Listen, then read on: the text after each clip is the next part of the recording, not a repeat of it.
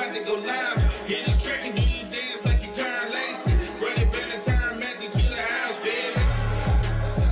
It's Tingle and Co. From 7 to 9. Come keep with the show. It's a new era. Let's get it, let's go. From 7 to 9. It's Tingle and Co.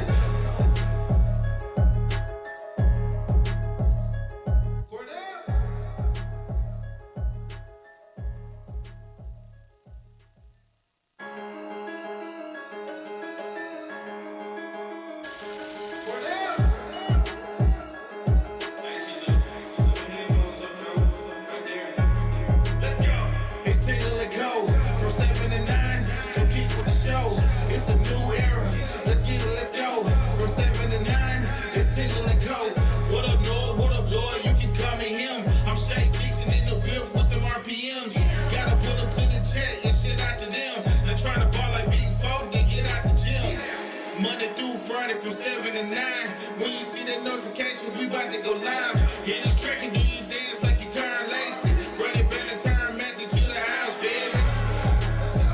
It's Tingle and Co. From 7 to 9, come keep with the show. It's a new era. Let's get it, let's go. From 7 to 9, it's Tingle and Co.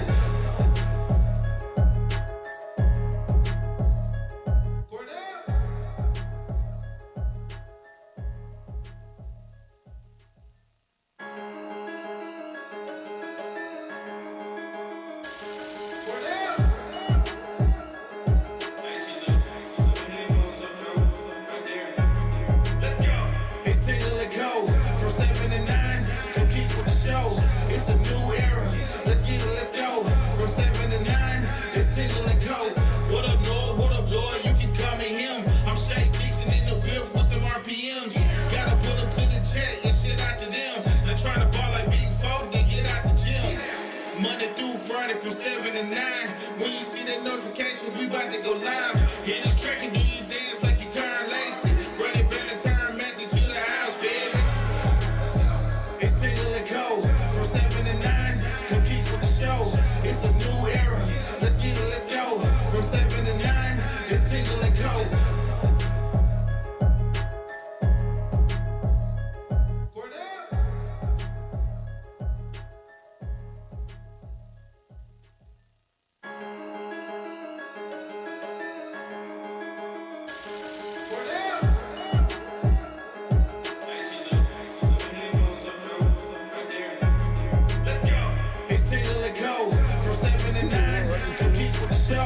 Spits is followed, baby. Which one is it? Welcome in. Welcome in. Tingle and Co. How far we've come.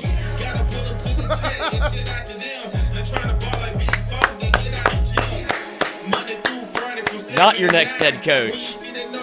You thought you wanted freshwater. You got freshwater. Welcome in, Tingle and Co. It does. I didn't even know it was real, even when I read the announcement. I was watching like Twitter, as we all were, and it felt like it was over. I feel like I was on like in World War II, when you get the newspaper, like the war's over. Like, oh, sorry, my bad, war's over. Don't need to do that anymore.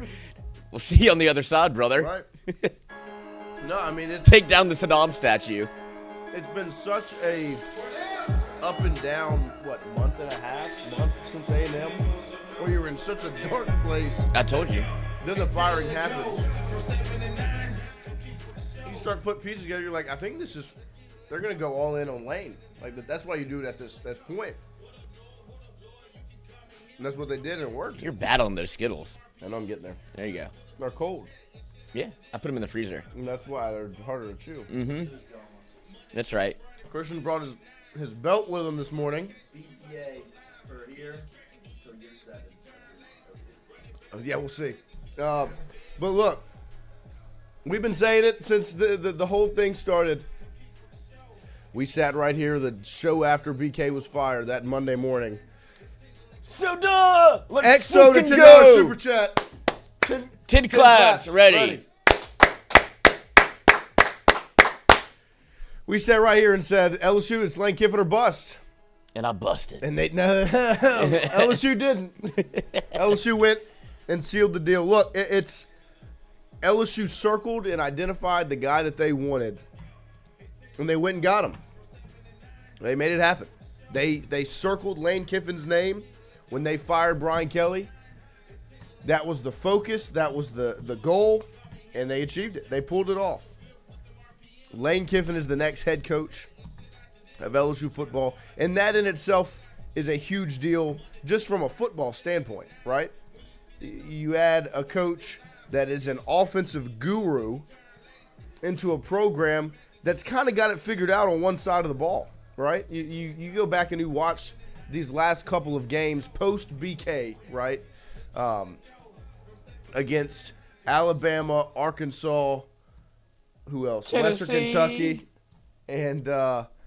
and then this past Saturday against Oklahoma. You've had a defense that has balled out, has played extremely well, forced turnovers, has been all over the place, flying around, but an offense that's inept and abysmal and disgusting and just bad.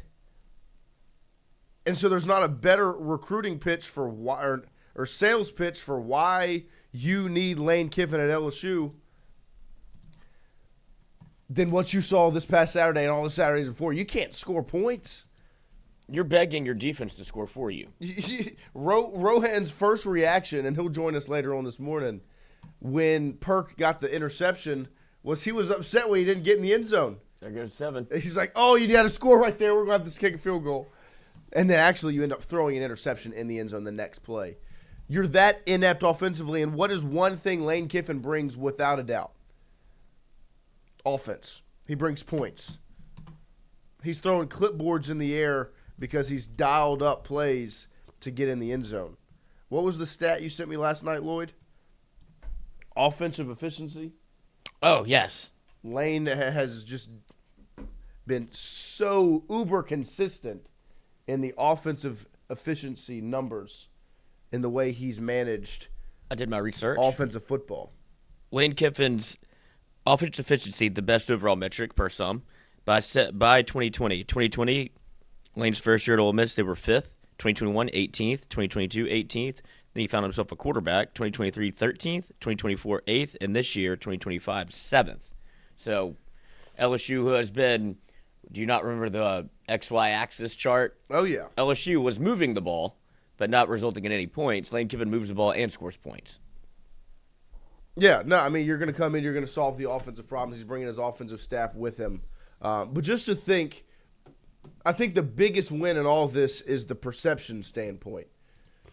Think back, try to close your eyes, right? Sit here with me, close your eyes. Try to take yourself back to Saturday night in Tiger Stadium on, October 25th, when LSU faced off against Texas A&M. And you saw a team crumble in the second half, not show much fight. You saw a stadium empty out. You heard the Aggies take over and steal the LSU student section. Think back to that night, how dark and embarrassing of a time it was, right? And then think to where you're at right now, right? All that's gone on over this last month to go from that point to where you are right now, bringing Lane Kiffin as the next LSU head football coach. Everything that's gone on, right? This was our what we said the whole entire time was, yeah, what the governor's doing is kind of a mess. It's not making it look bad. The president, like they mismanaged some things, right? But we said all of that doesn't matter if you hire the guy, right? If you hire Lane Kiffin, if you get that deal done, it doesn't matter what happened. This night was a dark, dark night. It's now a beautiful representation of something much bigger. What did they say? It's always darkest before the dawn. And that was a dark night, but you look back now and you say, actually, that was the night we saw the light. Blessing in disguise. It was. Texas A&M took over Tiger Stadium, and it led to the firing of Brian Kelly, which ultimately led to the hiring of Lane Kiffin. Upgrade. Huge upgrade. It's a great day to be an LSU Tiger. And really, it's like I said, from a perception standpoint, you forget about all of the things that were going against LSU director. All of those things were used against LSU or to give LSU a negative perception, like, oh, it's a mess over there. They're not the same program. They can't do what they've all. No, LSU is still LSU. Those 3 letters still mean the same thing. And you know the reason I know that is because 2 programs that thought they were on LSU's level tried to play ball with LSU. And when Lane Kiffin asked for advice from some smart people that know college football, Nick Saban, Pete Carroll, what was the conclusion he came to? You have to go. You can't pass up on LSU. You can have fun at Ole Miss. You can keep doing what you're doing now. They'll love you forever. You can accomplish more at Ole Miss, at LSU. Florida thought, you know what? We're a better job than LSU. We can compete with LSU. Nope. You're not. This is now 2 coaching cycles, and I want to take a moment to allow Florida to look themselves in the mirror because they were talking a whole lot, right, Chrissy? You and Wyatt, y'all are Twitter guys. Florida was active, and they thought they were on LSU's level. Now they got to sit back and they got to look in the mirror again because this is 2 coaching cycles, right? That LSU and Florida have been open at the same time. In 2021. Florida went and hired the ULL head coach. Buddy, you're not in the same league. And LSU went and took Notre Dame's sitting head football coach. Now, did it work? No, neither of them did. But let's just think about who hired who there. Now let's fast forward to this past weekend. Florida was convinced they were hiring Lane Kiffin. And there was a time when the smoke was real. And then the LSU job opened up. And when that opened up, it was a whole new ball game. And so now in 2025, those 2 jobs were open. They're going after the same guy. One of them sealed the deal, and one of them ended up with the Tulane head coach. And that's no offense to Tulane or to John Summerall. But Florida, you got to realize who you are. You are not what LSU is. And Ole Miss. It's not the same ball game. And Ole Miss, congratulations. I know how this feels, right? That's an LSU salute, brother. We know how this feels, the hurt that you feel, but truly, give yourself some time, and you will look back, and you'll thank the man for what he's done there. New era. And we'll see what this guy can do, what he can pull off. But for Ole Miss, you got to realize that you are still a stepping stone, right? You're not a destination. Stick to Greek life. And that's okay. It's okay. You just got to accept it. You know, you got to be okay. You have to understand who you are. You are not LSU.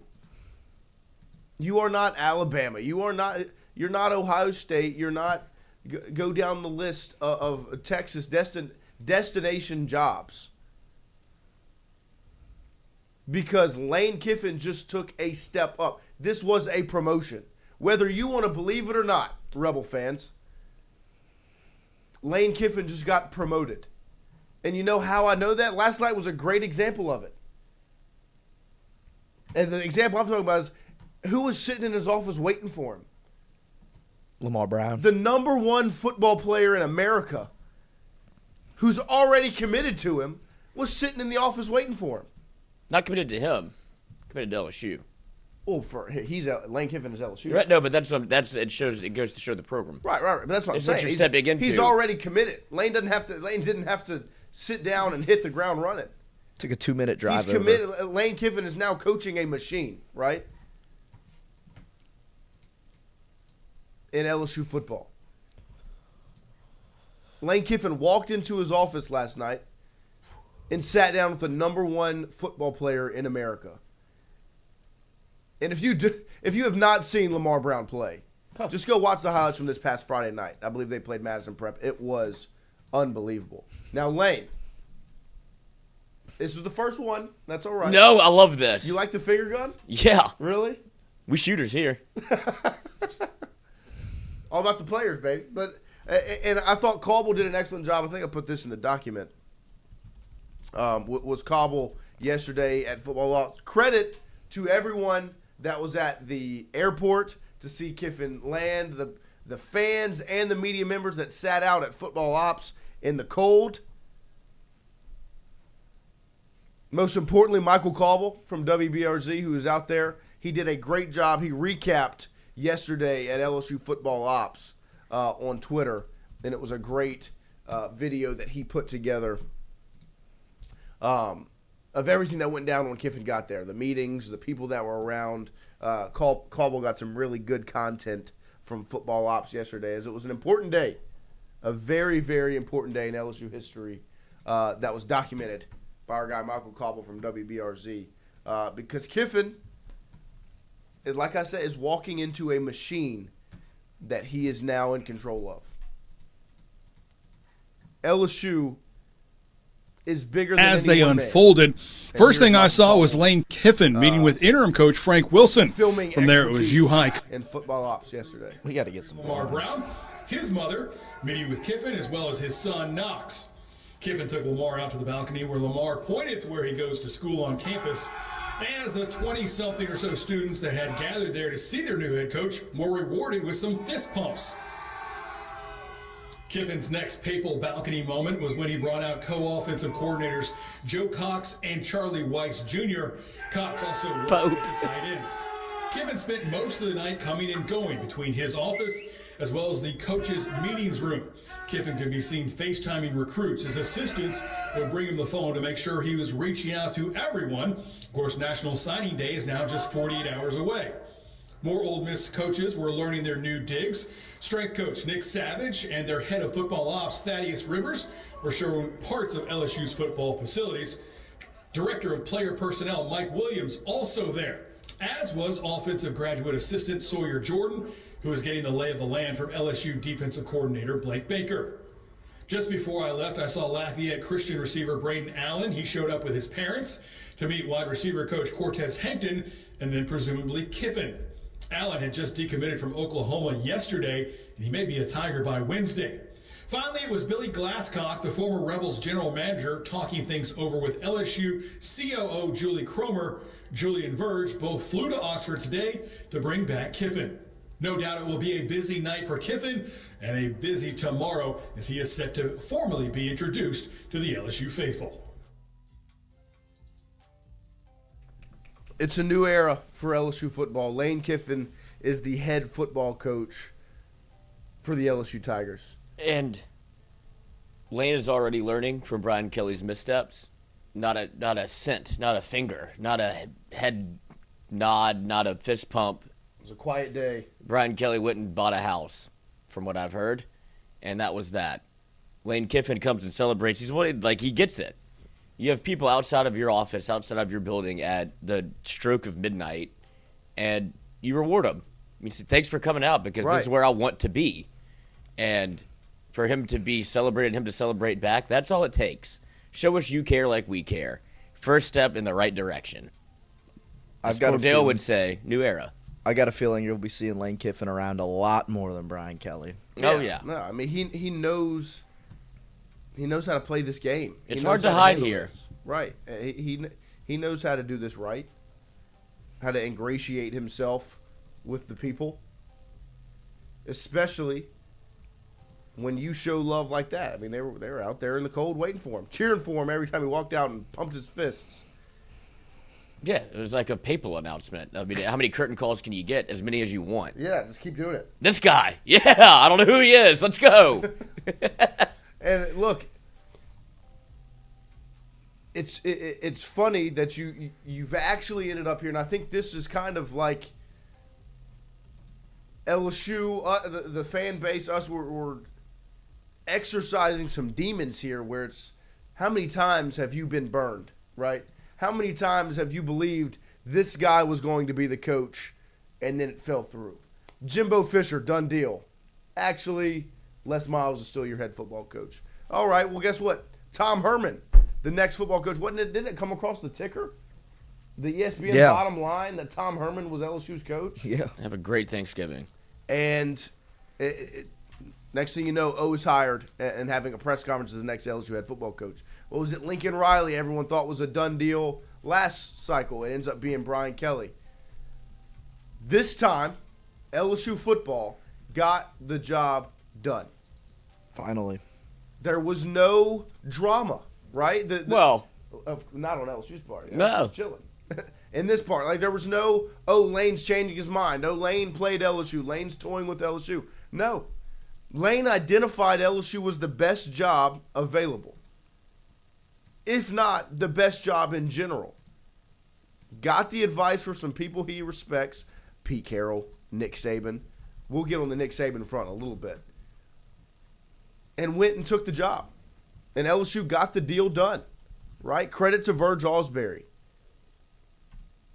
Stepped in as AD, interim AD, acting AD, whatever it was called, right? He's your athletic director. And he got the job done. This is a great way to start your tenure as AD.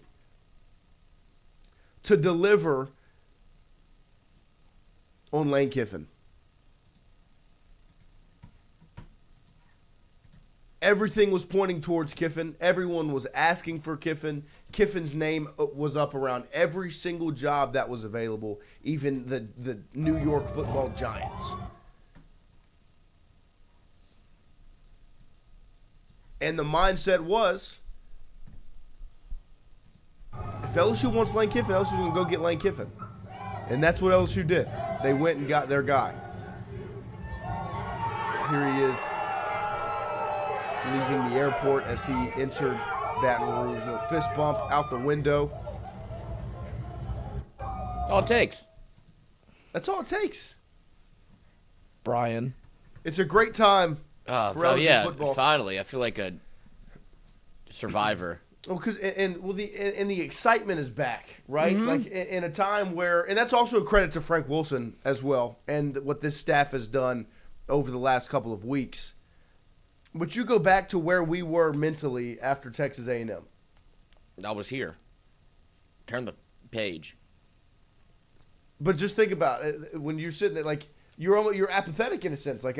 No, it was the darkest day in my LSU history, of being in that stadium watching that happen. Right. And I rarely leave early, unless it's for work. Yep. But that was one of the few times I looked around and I said, the real statement to make here is to leave. Like, let them take it over. Right. We lost the battle. You got to get it out of But here. now it's time to go win the war. And that's what happened. That's what happened. You got so publicly embarrassed that something had to change. There had to be a change at the top, a wholesale change of, this is not LSU. This is not what it's supposed to be. This is not the program. And LSU dropped its sack and reestablished itself. Like, hold on. We're fixing a culture problem that's never had a culture problem. And there's one way to do that, and that's to get rid of a varmint. The cancer. A rat that has infested your stadium, and let it happen. He brought cancer and didn't care. He didn't tell anybody. He's like, you have to announce that you have a human papillomavirus. You got to tell people, or else it's a sin and a felony. And he didn't. He let that thing spread around LSU right until you had to cut the cancer out. And you did. And you put in Tony Stark's Iron Man chest and revived the program. Yeah, no, it's a credit to Frank Wilson, the job he's done over the last couple of weeks to hold the rope, keep this thing going, and have the players buy in and not allow that sickness to continue to fester after Brian Kelly was removed. And it led to what's happening right now where, like Lloyd said, Tony Hart's, what is it called? The arc reactor into the chest. There you go. To bring back life to LSU football and excitement. Let Pepper put it in. Season ticket numbers are going to be through the roof. They're going to shoot straight up. Send the jet, Pepper. The excitement around LSU football right now because you went and you got your guy. You got the guy that everyone wanted, right? But LSU went, got the job done. And when you really look at this from a standpoint of, all right, let's look at it. Let's be realistic about it. Lane Kiffin at LSU, how does it work? Well, I'll tell you. If you look at Lane Kiffin's time at Ole Miss, especially starting in 2022, right, with the transfer portal and the new era of college football. Lane Kiffin has mastered the way of the portal. He had created at Ole Miss a much better understanding of NIL and how it works. And that was honestly one of the biggest pieces of the recruiting pitch for LSU was how much money can you commit to NIL.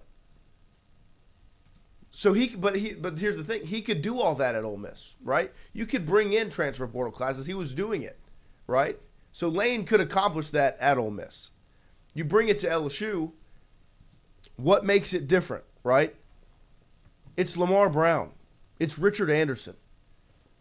It's Kenny Darby, Jabari Mack.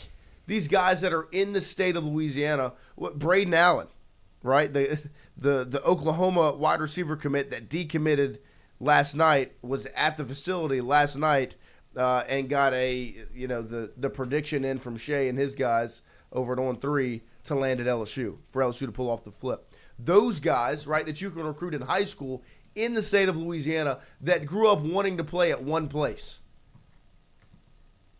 You can go recruit those guys, bring them in, and then you just plug holes with the portal, right?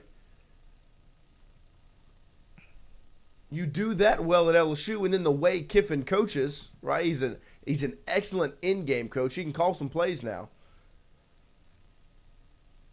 It's hard to see where it doesn't work, you know? It doesn't take much to talk yourself into it, because the other thing is there's one position you'll never have to worry about again. Because with Lane Kiffin, you never have to be concerned about a quarterback. You always have one. Ole Miss has one right now. Lane Kiffin went and identified a Division II quarterback in Trinidad Chambliss, got him in the transfer portal, and has him on a Heisman-like run at Ole Miss. And it's possible that young man is wearing a number 6 LSU football jersey next season. Putting in for that waiver for another year of eligibility. Why wouldn't he get it? Pavia's gotten 7 of them. Come on. Follow your guy. Lane has 5 stars in his backyard. He's got 4 and 5 stars littered all over the state that want to play for LSU. It's an embarrassment of riches, and I've seen a lot of people push back against the hiring of Lane and the excitement around it. What has he won, right? That's what has he really done? What has he won? Well, first off, these are some pretty good numbers. 14 years is crazy. Isn't it? He's 50. What has Lane Kiffin really won? And I get it. Like, I understand. Because he doesn't have rings. Is that because of Lane? What did he win at Ole Miss? Was that because of Lane? I saw somebody on Twitter today comment back at one of the Lane Kiffin posts. Was it this Lane Kiffin post? Because this is my favorite thing about him. Get ready. He is the best. He is criminally online. It's hilarious. Which I love. At least he has, you have to be self-aware enough to be able to know that this is something that you can laugh at instead of being insulted by. Right. Like, sorry about it. Not You're only- only doing this because you cared that I'm leaving. Not only that, but he's saying great hire at the Pete Golding thing. He's got to be trolling. He's saying congrats. Yeah, he has to be trolling. He's commenting He's always, on their posts. And then also, it's time to read, if we are ready. Yep, 237. It's day 237. It's back. It's back. Let the seams unravel and reform your entire life the way you really intended for it to be. When you're forced to let go, you're also asked to exhale. What does not hold is not meant to. What does not hold is not meant to. Now I can read. My screen's dark. If you're not certain, wait. Time reveals all truth, all knowing, all reality that will come to be. It will all become clear. It has become clear. It will all Day become 237. 237 claps ready. Southern Snap Count on Twitter said, let's see, being in it would be, for example, did you ever see Saban, Kirby, Lanning, Dave, Freeman, Sark, messing around on social media, trolling other teams, and tagging other teams instead of being locked in and keeping noise and attention off the program. Those guys win. Well, and that list of names, Saban, Kirby, and Day have rings, right? Lanning hasn't won. Freeman hasn't won. Sark hasn't won. So, just to say, but where are those guys at, right? Let's compare the program that those guys are at, where they're winning, versus where Lane Kiffin was. Let's not get ahead of ourselves of who Ole Miss is. There's a reason why Ole Miss to LSU is a job promotion, why you take it. Dan Lanning's at Oregon and hasn't won anything there yet, right? Made the playoff. And I'm not saying he can't or he won't. I'm just saying let's just pump the brakes. Ryan Day's at Ohio State and's won one. Nick Saban was at Alabama. Nick Saban is the greatest college football coach of all time. Kirby Smart's at Georgia. Who else do you say? Sark's at Texas.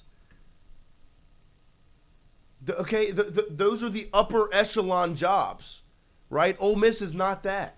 What he's done at Ole Miss this season specifically is beyond impressive. It's never been done before because Ole Miss doesn't do that, and it's okay. They're a Greek life school. It's all right. BTA. It's a rarity there. Now he takes the step into that realm. Now, in 5 years, 6 years, you can say Lane Kiffin's never won if he doesn't win. Because he's at a place where you can do it and should do it, right? At LSU. He's now entered that realm of conversation. That'd be Rob Boudreaux. What'd BK win? Nothing. And that's why you're in the position now where you can take this swing. Because you went for the resume guy last time. What did Brian Kelly have? The most wins ever? In college football. Great Like, run. most activist winning head coach. I'm so tired of trying to say that, Of course. but I don't think he's going to add to that tally anytime soon. You went resume last time. You made what? He made a national championship game and a college football playoff, and he had the resume, needed to take the step to LSU. Now the sport changed, whatever.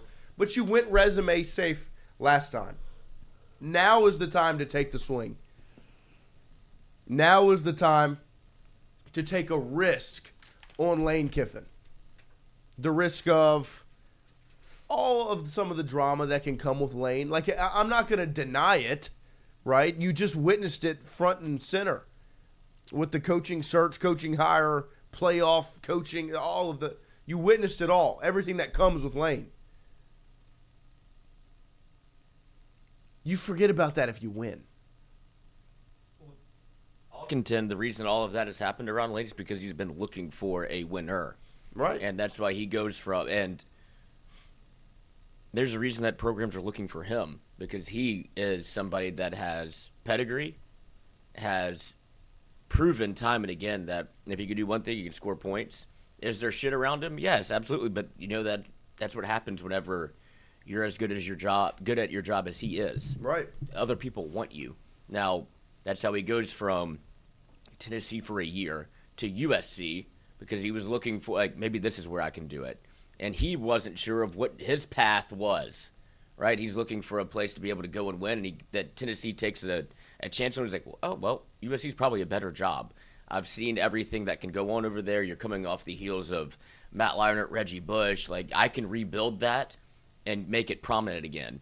And the same thing kind of happened just now, but you have a different version of Lane Kiffin. I think it's fair to say you don't have Joey Freshwater. You don't have the puffy Lane Kiffin. You have a svelte, sleek yoga man that has reinvented his life for the umpteenth time, and now it feels like he's comfortable with who he is not afraid to show it, and has finally found a place that we're cool with the shit. Like, I'm fine with all of that. Of course. And like you said, as long as you win, but he's proven that you give him the leash to do it because at the end of the day, he gives you a proven product that you will always be able to compete. And that's all LSU wants to do is be able to be competitive, build it to a point where you become undeniable. LSU, for all it's been, has never had that. One time, save one time and he left after what, 5 years? And then you've been searching for it ever since. And now you get this, maybe his son that we don't know about, Lane Kiffin, that he like morphed into this man. That's like, God, are y'all related? And it's like you get this Saban 2.0 at LSU 2.0, where college football has changed, but you're finally feels like you're getting a guy that can adjust and adapt and do it the right way with, look, you wanted me to do in the transfer portal, I'll do the transfer portal. Y'all want to recruit, go recruit. But at the end of the day, you knew what you're getting. It's not Brian Kelly on a 3,000-foot landscape going, I hope this works out. Did y'all do your job? What's your name? Lane Kiffin's going to be involved. Right. And he's going to be your head coach. It's not going to be on the headset going, why'd y'all call that? Oh, no. It's going to be him throwing the clipboard on 3rd and 8 going, fucking touchdown. Right. Suck it. You're like, okay, hell yeah. Yeah, let's do it. All-time fist pump from him. Oh yeah. And like great fist pump. And that's the thing that I think that's what kind of the allure of LSU to him was, is he looks around Ole Miss and Vaughn Hemingway and he goes, should be like, I've experienced better parties than this, and it's always me on the road, like going to LSU and calling a trick play on the first down of overtime when he's at Alabama. He's like, yeah, I like shutting these people up. Right. But I don't even think it's that. It's the Egg Bowl. Yeah, Egg Bowl. It's like you're That's worrying when I about knew he Mississippi was State gone. in the last game of the season. Like, no one wants to worry about that. It's the Egg Bowl. Well, think about it. Egg Bowl. Think back to Egg Bowl. LSU versus Ole Miss 2024. He saw what that stadium is capable of. Yeah. He witnessed it with his own 2 eyes. Death Valley willed LSU to a win in a game they never led. Ever. He did his best. Lane did everything he could. I mean, Tiger Stadium took over, became Death Valley. And it became Death Valley, and Death Valley won, right? You just needed to get the football one time in OT. You needed one play. One song. R.I.P. K2. R.I.P. K2. R.I.P. K2. 2 claps, ready. Lane Kiffin's witnessed it. He's seen Death Valley many times as the OC at Alabama, as the head coach at Ole Miss. He's witnessed it. He yearns for that. And now It's he his. gets to be on the sideline and turn around and use that to his advantage.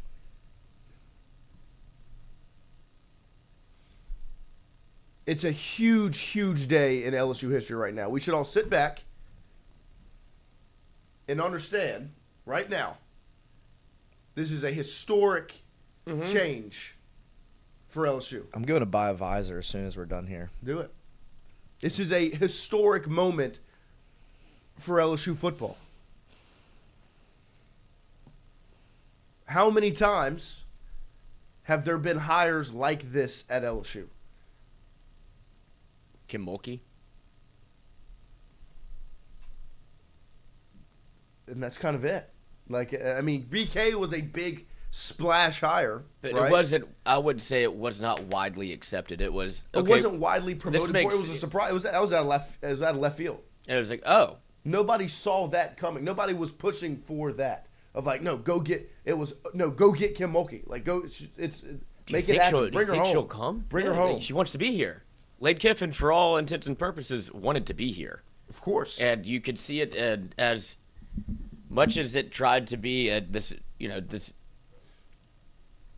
fear mongering and drama. It really was like, what do you the Egg Bowl? Like he was spitting in your face. Yeah. Like this is not the. I mean, I understand how important it is to y'all, but it's the Egg Bowl. It's Mississippi State. In the Egg Bowl. I mean, Like, what are we doing we're here? talking about a And program worse than Arkansas. And if you're Ole Miss, you kind of did all of this because it's the Egg Bowl. Like, you kind of extended the time. We've got to coach the Egg Bowl. Like, what are we doing? It's just You wonder why he left? Right. Like, this is what's important to you. Stage Like, wasn't big enough. Not at all. And I'm trying to get you to the big stage. I want to bring you to the best dance there is. You won't let me go? Fine. Your concert's going to be in the Smoothie King Center. What the fuck? I could sell out the Superdome. Right. Tonight. Yeah. And next season, And he will at 3:30 this afternoon. The press conference is going to be elite. elite. He's going to look so good in purple and gold. It's going to look excellent. Next season, LSU they opened their season against Clemson in the real Death Valley to open up in week 1, a Saturday night in Death Valley against Dabo and the Clemson Tigers. You think it's going to be Dabo? Yeah, I don't think they're going to fire him. Clemson can't quit him. You know that. It's a terrible spot. Well, to they be. shouldn't It though. is. Okay, but it's the same argument as Ole Miss. They shouldn't. No, they shouldn't. Unless they want to get BK. Yeah. Yeah, go get him. Somebody hire him. Then you Cut also this buyout in half. Because I mean, think about this guy. You also have Alabama in Death Valley on a Saturday night in November. There will be people hanging off of the rafters. You have Texas in Death Valley on a Saturday people night. hanging off the rafters. Texas A&M in Death Valley on a Saturday night.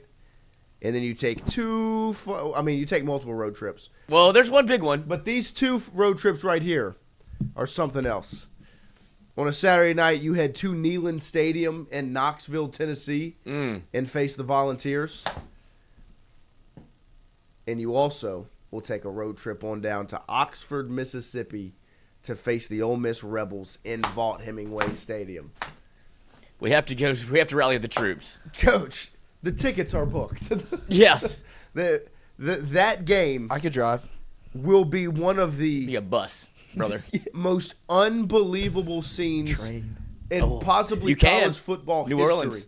Think about back to when Lane brought Ole Miss to Neyland Stadium for the first time again after a decade. It's still his profile picture. It's a It golf had been- ball. It had been, 10 years or more? People don't forget. Over 10 years, 15. Like, it had been forever. This is going to be one season removed from Lane Kiffin being the Ole Miss coach and leaving them on a college football playoff run to come coach LSU. LSU's going back to Oxford. And what did Lane put on his Instagram story last night? He put a screenshot or a repost of LSU football versus Ole Miss in Oxford. The 2026 matchup that ESPN College Football posted. LSU at Ole Miss 2026 matchup, and he said, "Spot the ball." That's my fucking guy. I mean, are you not entertained? Vaught-Hemingway is going to be a madhouse, Dude. whenever that game gets played. The Magnolia Bowl will have never witnessed what it's going to witness that Saturday evening. CH3 F880. Chef, Chef 880. Game day. Lane does a family troll. Noon he might. kickoff. And that's the thing. He does have a family though. But that's the thing. If he does it, It works. oh my gosh. Talk about what it hit. He was like, I brought me and my family. And everybody would go, oh! Dance on the grave. Unbelievable. I mean, you've seen the picture of Brian Kelly trying to talk down to him like he knows more about ball than and he's like, get away from me. Like, And the your Coke breath joke. stinks. Yeah, we don't like disrespecting our sponsors. Shut up, dude. The whole Coke deal, you remember that from last season? Yeah, the they got water into bottle. it. Got into it a little bit. It's going to be quite the time. This is a historical moment in LSU history. This has all of the potential to be the start of a dynasty. And I think that's the excitement around it as you sit back and you look and you say, the potential on this is unbelievable. It's never been higher, right? With a hire. Like with LSU hiring a football coach, the potential has never been higher than what it is right now. Because you've got a guy that knows think about it. He's been recruiting the state of Mississippi so well. You don't think he can still recruit Mississippi to Louisiana? He can now recruit the state of Texas. He's now going to build every class through the state of Louisiana. And he's going to plug holes through the transfer portal somewhere where he's year after year after year put together some of the best transfer portal classes. The only one ranked higher ever than LSU's transfer portal class this past offseason was Ole Miss's in 2022, the first year of it being a thing.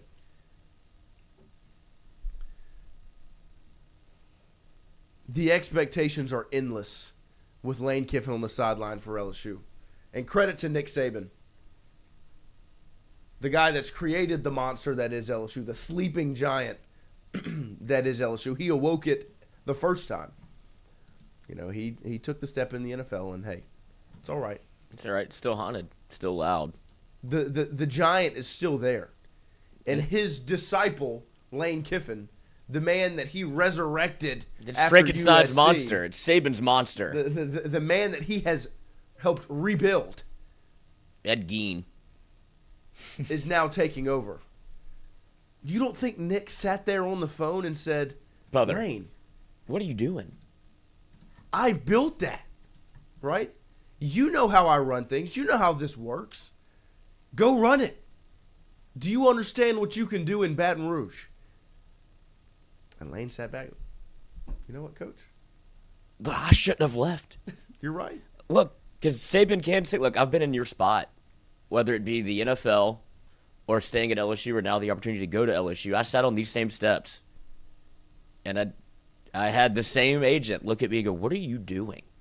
Do you want to be remembered as Bear Bryant or do you want to be Tom Landry? He's like, I want to be Bear Bryant. He's like, why are you leaving?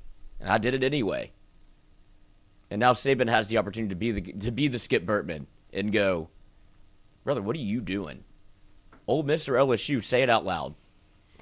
What? 3-2-1 LSU. Okay, go. You get the choice. It's yours to make. Your decision. I know you can say your heart's here, and that's something that you built. And there's pride in that. You did what Saban did for LSU and for Ole Miss, but that's as far as you ran out of concrete and cement, brother. Right. This is as big as this thing can be. Go to a place that I laid sod at the other one. Got pretty good bones there. I want you to take it over because I trust you to be able to treat it the right way. And Lane goes, damn. Because I'm sure Saban is going, I could have won 5. Oh, 6, everything 7, he did 8. at Alabama, he could have done at LSU. Nice, Wyatt. And he has officially atoned for his sins of leaving LSU. Why are people not listening to 6 foot, 7 foot? Like that should have gotten some more run, I right? think so. That is a good point. Yeah, we can still do it. I guess if Youngboy had made that song, it'd be more listened to. And I will also say, the timeline Free couldn't my have worked boy. out any better. National Signing Day is Wednesday. This Wednesday. In 2 days from today, December 3rd, It's gonna be a is early signing day. It's National Signing Day. Open the right? floodgates. LSU has kept the class together. They're moving to flipping a wide receiver commit from Oklahoma to LSU Should have been LSU pants. in Braden Allen, who's a 4-star wide receiver from LCA. Who, first off, how was he going to Oklahoma in the first place? A 4-star wide receiver from LCA Well, should be at LSU every time. But say it dry and get on the bus, brother. they're already Get on the moving plane. No. to Leave flip him him to behind. LSU. The timeline couldn't have worked out any better. Hey, Ahead if of Deshaun- signing day, ahead of the transfer portal period. If Deshaun Womack wants to come back, hey, Sure, he made some plays in the Egg Bowl. In the Egg Bowl. made some plays against LSU. And Saberod, you're right. That quote that Pete hit him with, what would your dad say? That was it, a wrap. Your Of dad course. would say, go do it, take the leap. Take the shot. Because he did after the Egg Bowl. He posted a picture, wish you were here. Like, I need my dad to help make me a Take the decision. shot. So he went to Pete Carroll, his other 2 dads, Nick Saban and Pete Carroll, like, take the shot. Great dads. And we better learn thumbs up also. Big Monty Kiffin thing. Where he turned that bitch sideways, it's a gun. That's that boot. Oh no, he's on. This is Lamar Brown. This is the #1 player in America. Well, he unintentionally made this. We hold on to everything. Works. Works. Good on me. Better than this. Better than this. Oh, God. I mean, God. Stop it. Soup to nuts. Dick to butts. nut to butt. Nut to butt. And I'm soft. It's a new day for LSU football. They've hired Lane Kiffin as the next football coach. He's bringing over a staff with him. Charlie Weiss Jr. Need to find the clip of Charlie Weiss getting. Did you hear him getting booed, getting on the. That's how you know that it was the right decision. That's how you know you're getting something good, right? If they didn't care that it was leaving, They wouldn't be there. you'd be concerned about it. We're right? going to the airport and go boo him. Think back to 2021, right?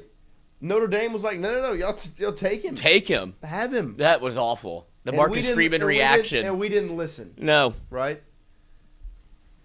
And we ultimately should have, right? It's different this time. They're hurt. Ole Miss is crumbling right now. The Rebels are falling apart. They can't handle what's happening. They've sent a second plane.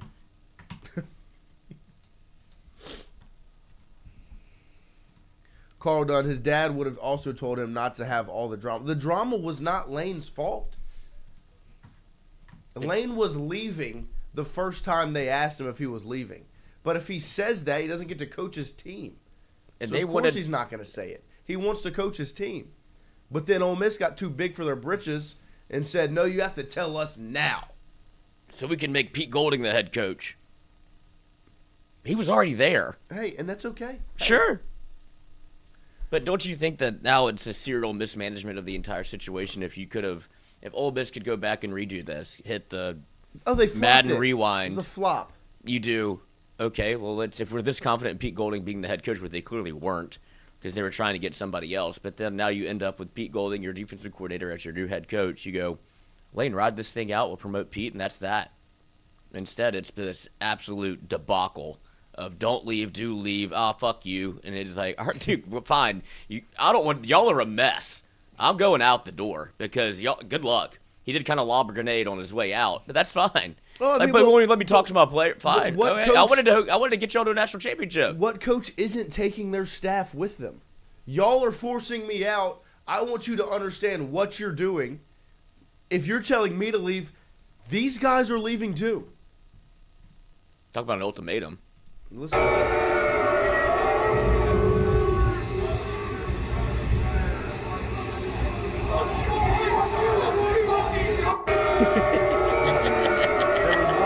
There was an account that posted a better posted by all kinds of weather. Nice, the Florida page that was getting cooked on Twitter. They posted one where it was a video happening right by the people yelling. You could really hear how upset these Ole Miss fans were at the at Charlie Weiss hopping on the plane. Because they're hurt, they're broken, man. They are, and the fact that they've done the mental gymnastics to make them feel like they've won this. It's Charlie. No. No. That's Charlie? Charlie! You fucking war!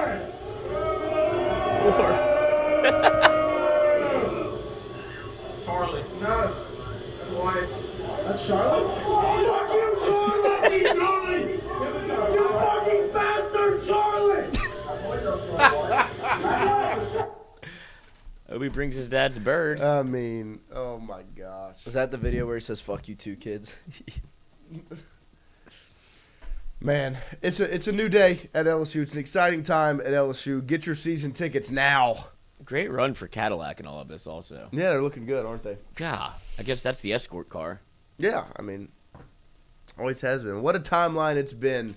October 26th, Brian Kelly was fired. October 27th, Lane Kiffin denies the first wave of rumors. October 29th, the governor has his press conference where he rips Scott Woodward.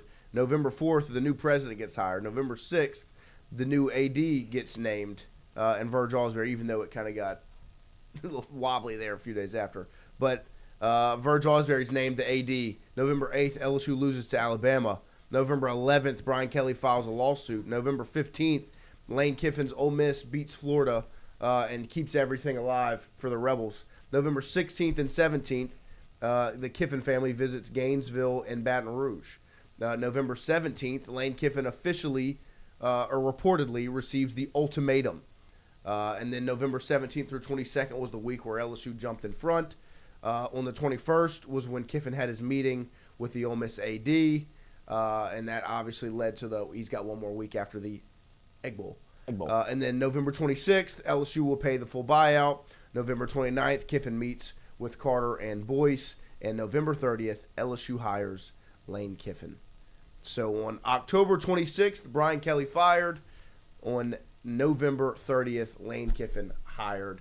There's your next LSU head football coach, Lane Kiffin. Isn't it beautiful to see?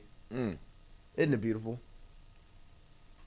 Great rebrand for the visor. Oh, yeah. Mm-hmm. Oh, yeah. Made it cool and again. BK kind of let the visor falter a little bit this season. He started wearing a cap. Good. He went dad hat. And then now the visor's back. And better than ever. Better than ever. We need to get the Sevi Velostoris visor, the double-decker Nike. You think so? The double-decker Nike? Oh, I know what you're show talking you. about. I'm trying to get the vibes from the chat this morning. It really is crazy. It's a huge win, and it's really, this is the biggest win in the LSU Ole Miss rivalry ever. Forget every football game. Respect to Billy Cannon and the Halloween night. This win is bigger than that. LSU just stole Ole Miss's head football coach when Ole Miss is having the best season in their history of being a program. LSU said, you know what? I'll take that. Snatch that chain. I mean, like, you are having the greatest season in your history, but we're this much better than you. We're going to take your guy. And you're going to cry about it on social media for the next 48 hours and post these screenshots of Lane Kiffin. Whatever. Give me this one. He looks great in the mirror. That is a great visor. We can do this one. But this is the biggest win in Magnolia Bowl history. The bowl I've never really nationally actually cared about. I didn't even know that was the name until a couple years ago. I did, because you always would you have to put the trophy in the case on NCAA, and that's when you're like, oh, Magnolia Bowl. Cool. I didn't know that was in here. Right. Heisman Trophy. Right, yeah, national championship. Oh, Magnolia Bowl's in there. Egg Bowl didn't win. Been playing it. And this is the biggest win in Magnolia Bowl history. Ole Miss's greatest season ever. And that's the other part of this. LSU snatched your coach. Yeah, you got But you got little brothered. But it's okay. Shoved in the locker. That's who you are. Get back in the locker. I'm glad you got to enjoy yourself for the last handful of seasons. And you got to beat up on Big Brother in 21, and you got to beat Big Brother again in 23, and then you got to beat up on Big Brother again this past game. You just got shoved back in the locker. Get back in there and shut up. Mm-hmm. Back to class, you two. And look, what Lane Kiffin is taking over right now in 2025, going into 2026, is not broken. Verge Osbury sat there on the at the podium, at the table, and said LSU is not broken. Something that easily could have came back and bit him, right? If LSU swings and misses on this and falters after that, it's easy. Oh, maybe it was broken, Verge. No, it's not. Obviously, he went and got Lane Kiffin, and Lane Kiffin's taken over a program that's had 100% buy-in after the firing of a head coach, and it's got a recruiting class that's 100% bought in on LSU. LSU is not broken. There's been one transfer portal entry. Kylan Billiot hit the transfer, or reportedly expects to enter the transfer portal. Was announced yesterday. What Lane Kiffin is taking over is a machine, is a plane that just needs the right guy to fly it. Credit to Frank Wilson for keeping the ship afloat. But the Tigers got their captain. Lane Kiffin, the LSU head football coach. This is LSU's version of Roosevelt declaring war on the world. You think so? Yeah. Pearl Harbor happened, and now this is LSU saying, oh, fuck no. We're invading Europe and Asia, and then we're going to nuke you. Yeah. They went and got their guy. Lane Kiffin, the era has begun in Baton Rouge. And guess what? We'll be the villain. I don't care. You can paint LSU to be the bad guy and all this all you want. Lane Kiffin and LSU, the villains. Sure. $5 super chat from Charlie Oliver. We did it, fam. Time to embrace the villain role. Dominate. The LSU was always meant to wear the black hat. At some point, it was going to happen. And it's so funny because they're so good at it, because at the same time, LSU's just so likable. Yeah, but because you're cool. So cool. Yeah. And so you become almost like too good to ignore, too good to hate. But also, you could look at yourself in 5 years and go, how people looked at Alabama during the season. Were like, I can't. Or you have a bunch of bandwagon fans that hop on. I'm an Alabama fan. I'm like, where are you from? Mississippi, New York. Doesn't matter. I just like Jersey. Alabama football. I like a winner. Jersey. And so, yeah, then you got a bunch of people that come from New Jersey and New York to come down to LSU. That's the whole point of all of this. Of course. Is to rebuild the brand. And if football is good, you make money. If football is Full good, stop. everything is good. It helps baseball, it helps men's and women's basketball, it helps softball, it helps volleyball, it helps soccer, it helps gymnastics, it helps everybody. Money is coming in. It's flowing into the athletic department. It also helps the school. We don't, and even Why do you students think- don't come here to play school. Why do you think that the president has any involvement in LSU athletics? Is because we've had the perfect example is Jack Crisidlo. He came to LSU because He saw it on TV. he saw it on television. I was a freshman in 2020, right? That was my freshman year of college. So it was the year after 2019. Then how many people in my classes introduced themselves? They're like, well, why did you choose LSU? They'll be like, oh, Joe Burrow.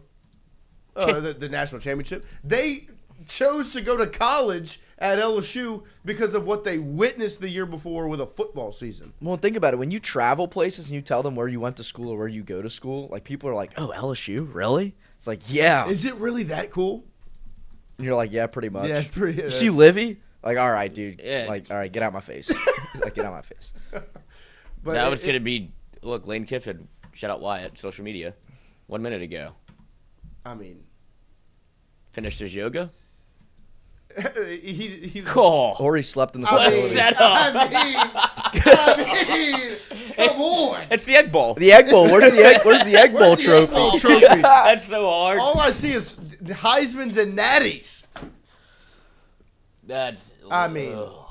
why, Lane? Why did you choose LSU? Why did you pick LSU? Exhibit A. I mean, does it get any better than that? Oh my. I mean, you could even. He'd probably walk in. This is sick. Let me take a picture. This is your office, brother. Welcome home, my friend. Welcome home. And they did drop. He also retweeted this edit of himself from TikTok. Anonymous. Shout out to TikTok. Made me be calm. I let you get too close. Just to wake good up catch. alone. And I know you think you could run. Scared to believe I'm the one. I feel a beat drop coming. You're so fucking bad. I let the world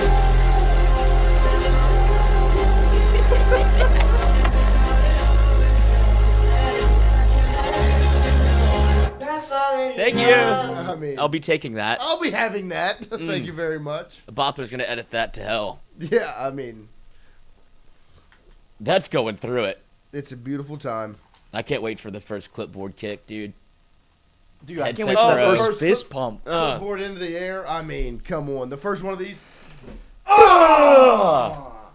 It's going to feel like 14 points, but you can't score. Yeah, I mean, LSU Selly game just and gets. think about this.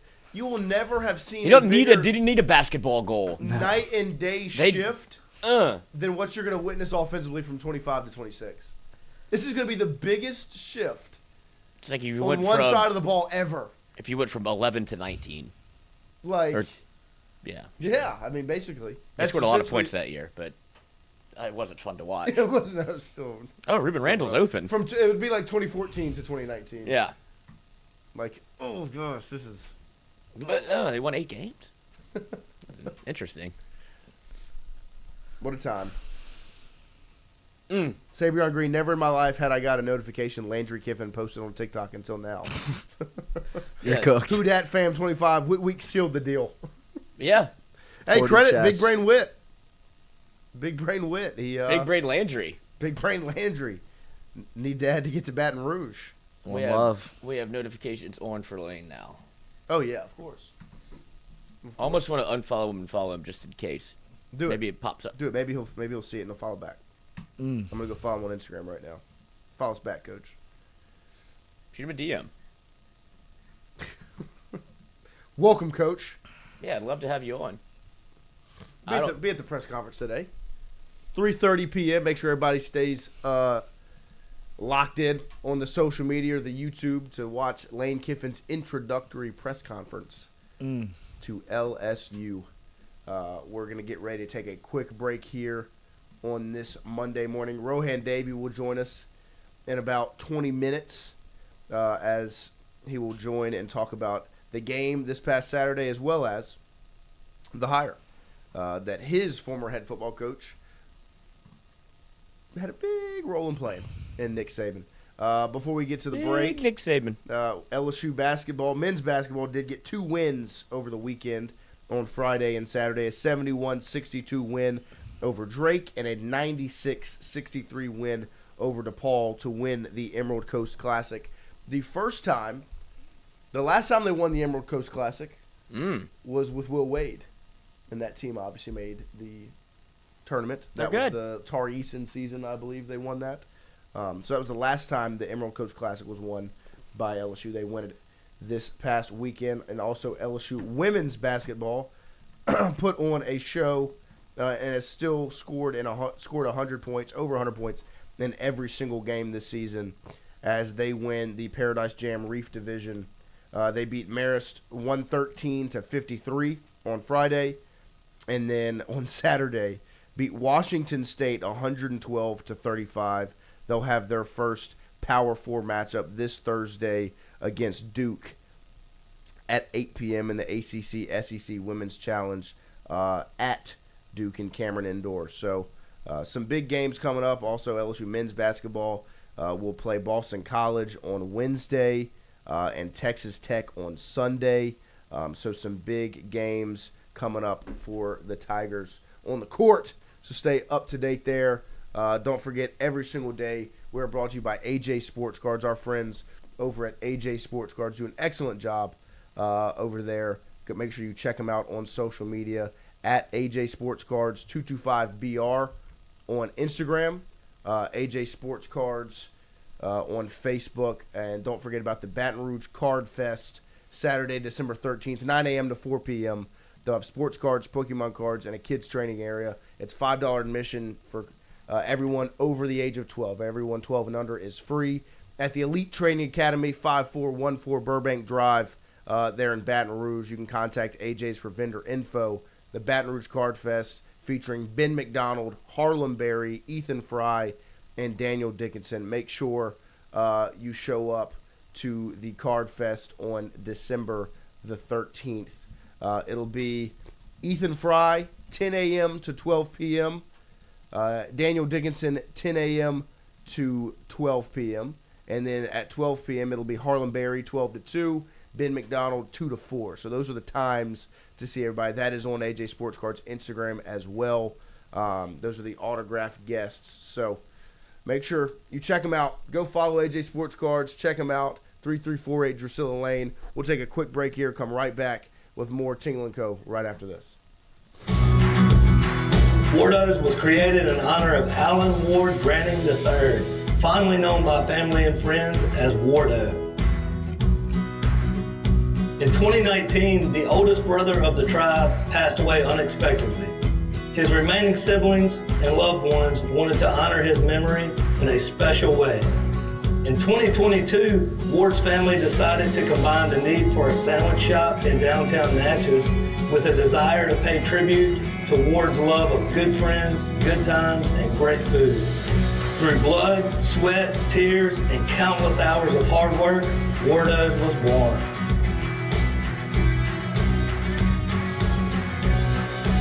So go visit Wardo's today at 309 North Broadway Street in Natchez, where the po' boys are so good, you'll swear you're in Cajun country. Hey, Miss Lou, come visit us, Tom and Wright Branding at Go Martin on the Go Deli. Go Mart has clean restrooms, community coffee, an awesome beer cave, and a great selection of anything you may need. Located at the corner of Highland Boulevard and Highway 61 South in Natchez. Also stop by Wardo's Po' Boys at 309 North Broadway on the beautiful Natchez Bluff, where everyone is family.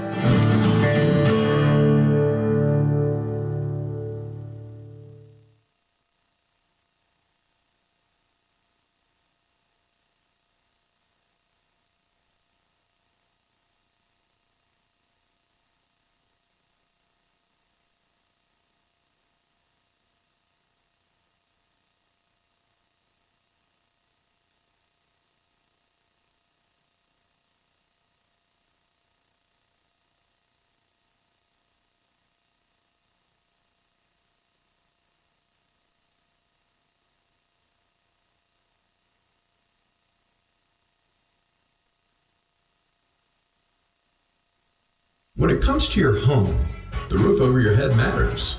At CAS Roofing, we don't just install shingles, we build peace of mind. With years of experience and a commitment to craftsmanship, our team shows up on time, gets the job done right, and treats every project like it's our own home. Whether it's repair, a replacement, or storm damage that caught you off guard, CAS Roofing is ready. We're local, we're dependable, and we stand behind every nail, every shingle, and every promise we make. Because at the end of the day, it's not just about roofing, it's about protecting what matters most. CAS Roofing, built on trust, backed by quality.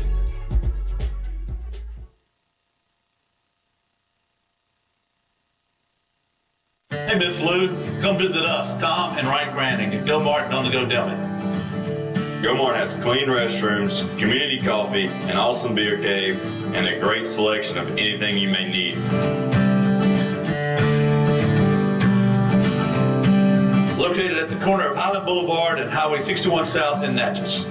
Also stop by Wardo's Po' Boys at 309 North Broadway on the beautiful Natchez Bluff, where everyone is family.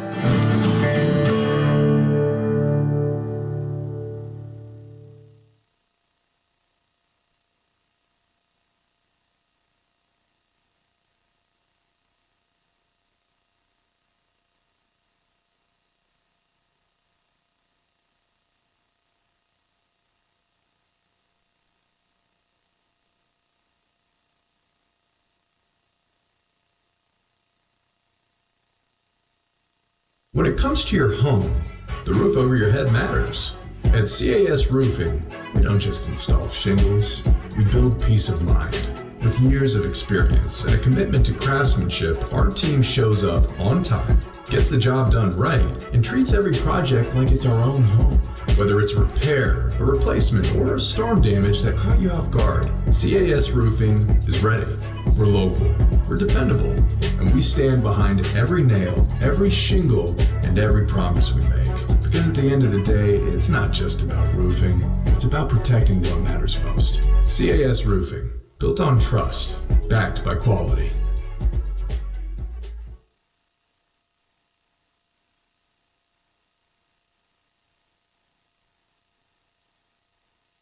Hey, Miss Lou, come visit us, Tom and Wright Granding at Go Martin on the Go Deli. Go Mart has clean restrooms, community coffee, an awesome beer cave, and a great selection of anything you may need. Located at the corner of Highland Boulevard and Highway 61 South in Natchez. Also stop by Wardo's Po' Boys at 309 North Broadway on the beautiful Natchez Bluff, where everyone is family.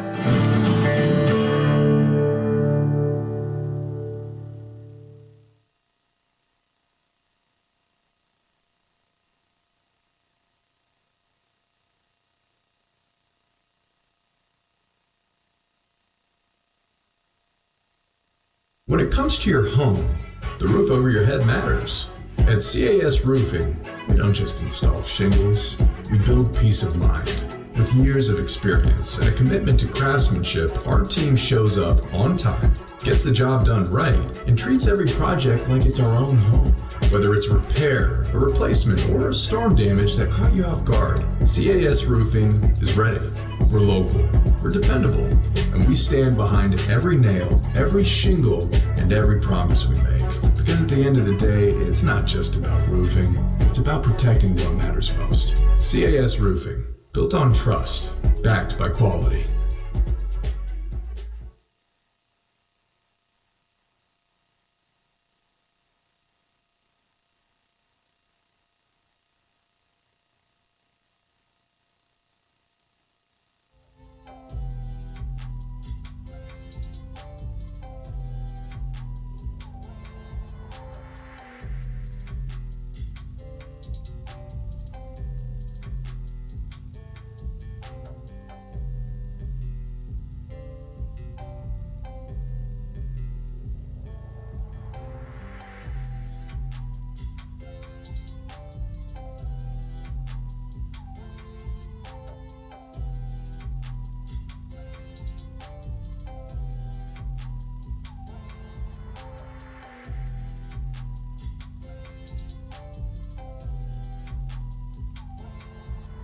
We back? We're back. All right, welcome back here. As hour number 2 is rolling here on this I was Monday getting towed. morning. Parked in a handicap Lloyd had spot. to go fix his parking job in the parking lot. Now down somebody else looks like they don't know how to park, and I do. As we are live from Southern Essentially, it was Regional Medical Wyatt's Center. fault. Oh yeah, He parked a little wonky. Is that your car taped together? I've done that before. Yeah. The red one. Yeah. love it. We've all done it. Oh yeah. We've all been there. I remember yours well. That was tough. It was a rough time. No, you couldn't tape your car. No, he couldn't. That thing was killed. Oh no, I couldn't It's take totaled. that car. No, that car has no tape would fix that. If you can't duck it, Needed more than a Band-Aid. I didn't know what you were talking about at first. I was like, what do you? I could easily tape my car. Well, I mean, I can't blame you. You That forgot. You didn't know. Yeah, I blacked out. Yeah, I didn't know it happened. One time I blacked out. drunk driver. Not me. The other guy. That was just he was just sleepy. Rest in peace. Rest in peace. But it's one of the bigger questions coming out of this is the schedule, and I wanted to ask you, Lloyd, since you're going to become the commissioner of college sports at some point in your life, how would you solve the football schedule problem? And I'll ask the chat as well. How would you solve the college football schedule problem? How do you fix this? So the problem is the hiring and firing cycle is too close to recruitment. It's too close to signing day. It's more so. And it's in the middle of a In the playoff middle run. of the playoff run, I think, is the bigger issue. You can't fix when you fire people. Right. So it's either. But do you think that if the calendar was different, right? Different how? Well, that's the question. But saying, like, if the calendar isn't what it was, where there was pressure to get a hire before December 3rd, right? Because that's signing day. Maybe coaches like James Franklin or Brian Kelly don't get fired as soon as they do, because you're not under as much pressure to hire a coach in December, early November, December, right? Where you're right. trying to, you're shifting the sands of time because now it's throwing a rut in everybody's plans, and I guess that somehow, while there's all of this parity coming around in college football, this is the one way in which you can separate the haves and have-nots, right? Now Ole Miss retires back to the depths. LSU is now propped up. Of course. And so this is how power players become power players. So I have no problem with the calendar. But I understand the sentiment of chaos, right? This is what it is. But you run the risk of, what do you move signing day back to how it was in February? People want to get their players in. Yeah, they want early enrollees. Right. And so I don't know what you do about that. The portal is also interfering. Right. Which they've moved the portal back into one window. Because they tried. So you fix one thing, you cause 3 more problems. Right. Like college football has always been a mess, and now it just has more eyes on it. And so you're trying to, they wanted to stop people being able to transfer before the playoff, right? Like you didn't want to have your backup quarterback, so you bump that back, but then that causes an issue in which you moved up or changed signing day to where once you did that, because it used to be in February there was the one, right? And now you have early signing day, you have 2 signing periods, and now they just made it the 1 signing period essentially because everybody started to flock to, I want to get to campus, I want to get in, I want to get these players here. Right. And that ran into, if we need to get the players in, we need to keep the recruiting class. We got to fire this guy, get somebody else in. Right. So it's a real fixer-upper. And people are saying, go to the NFL schedule. Sure, college football doesn't want to compete with the NFL. Like, you don't want to be on the same timeline as them because you're trying to get eyeballs on you when you can. And right now the NFL is in week? I didn't even know they played last night. That's how I'm college football gooned right now. Where I'm Lane Kiffin, LSU. That's all I care about. That's all I'm watching. It's week 12. Who played last in the NFL right now? That's right. Or week 13. Broncos played. Week 13. Let's go. Breaking news. Per Matt Zenitz, much more interesting conversation. Hit me. LSU plans to keep Blake Baker as their defensive coordinator, sources tell CBS Sports. LSU ranked 15th nationally in scoring defense just years after being ranked 81st in that category prior.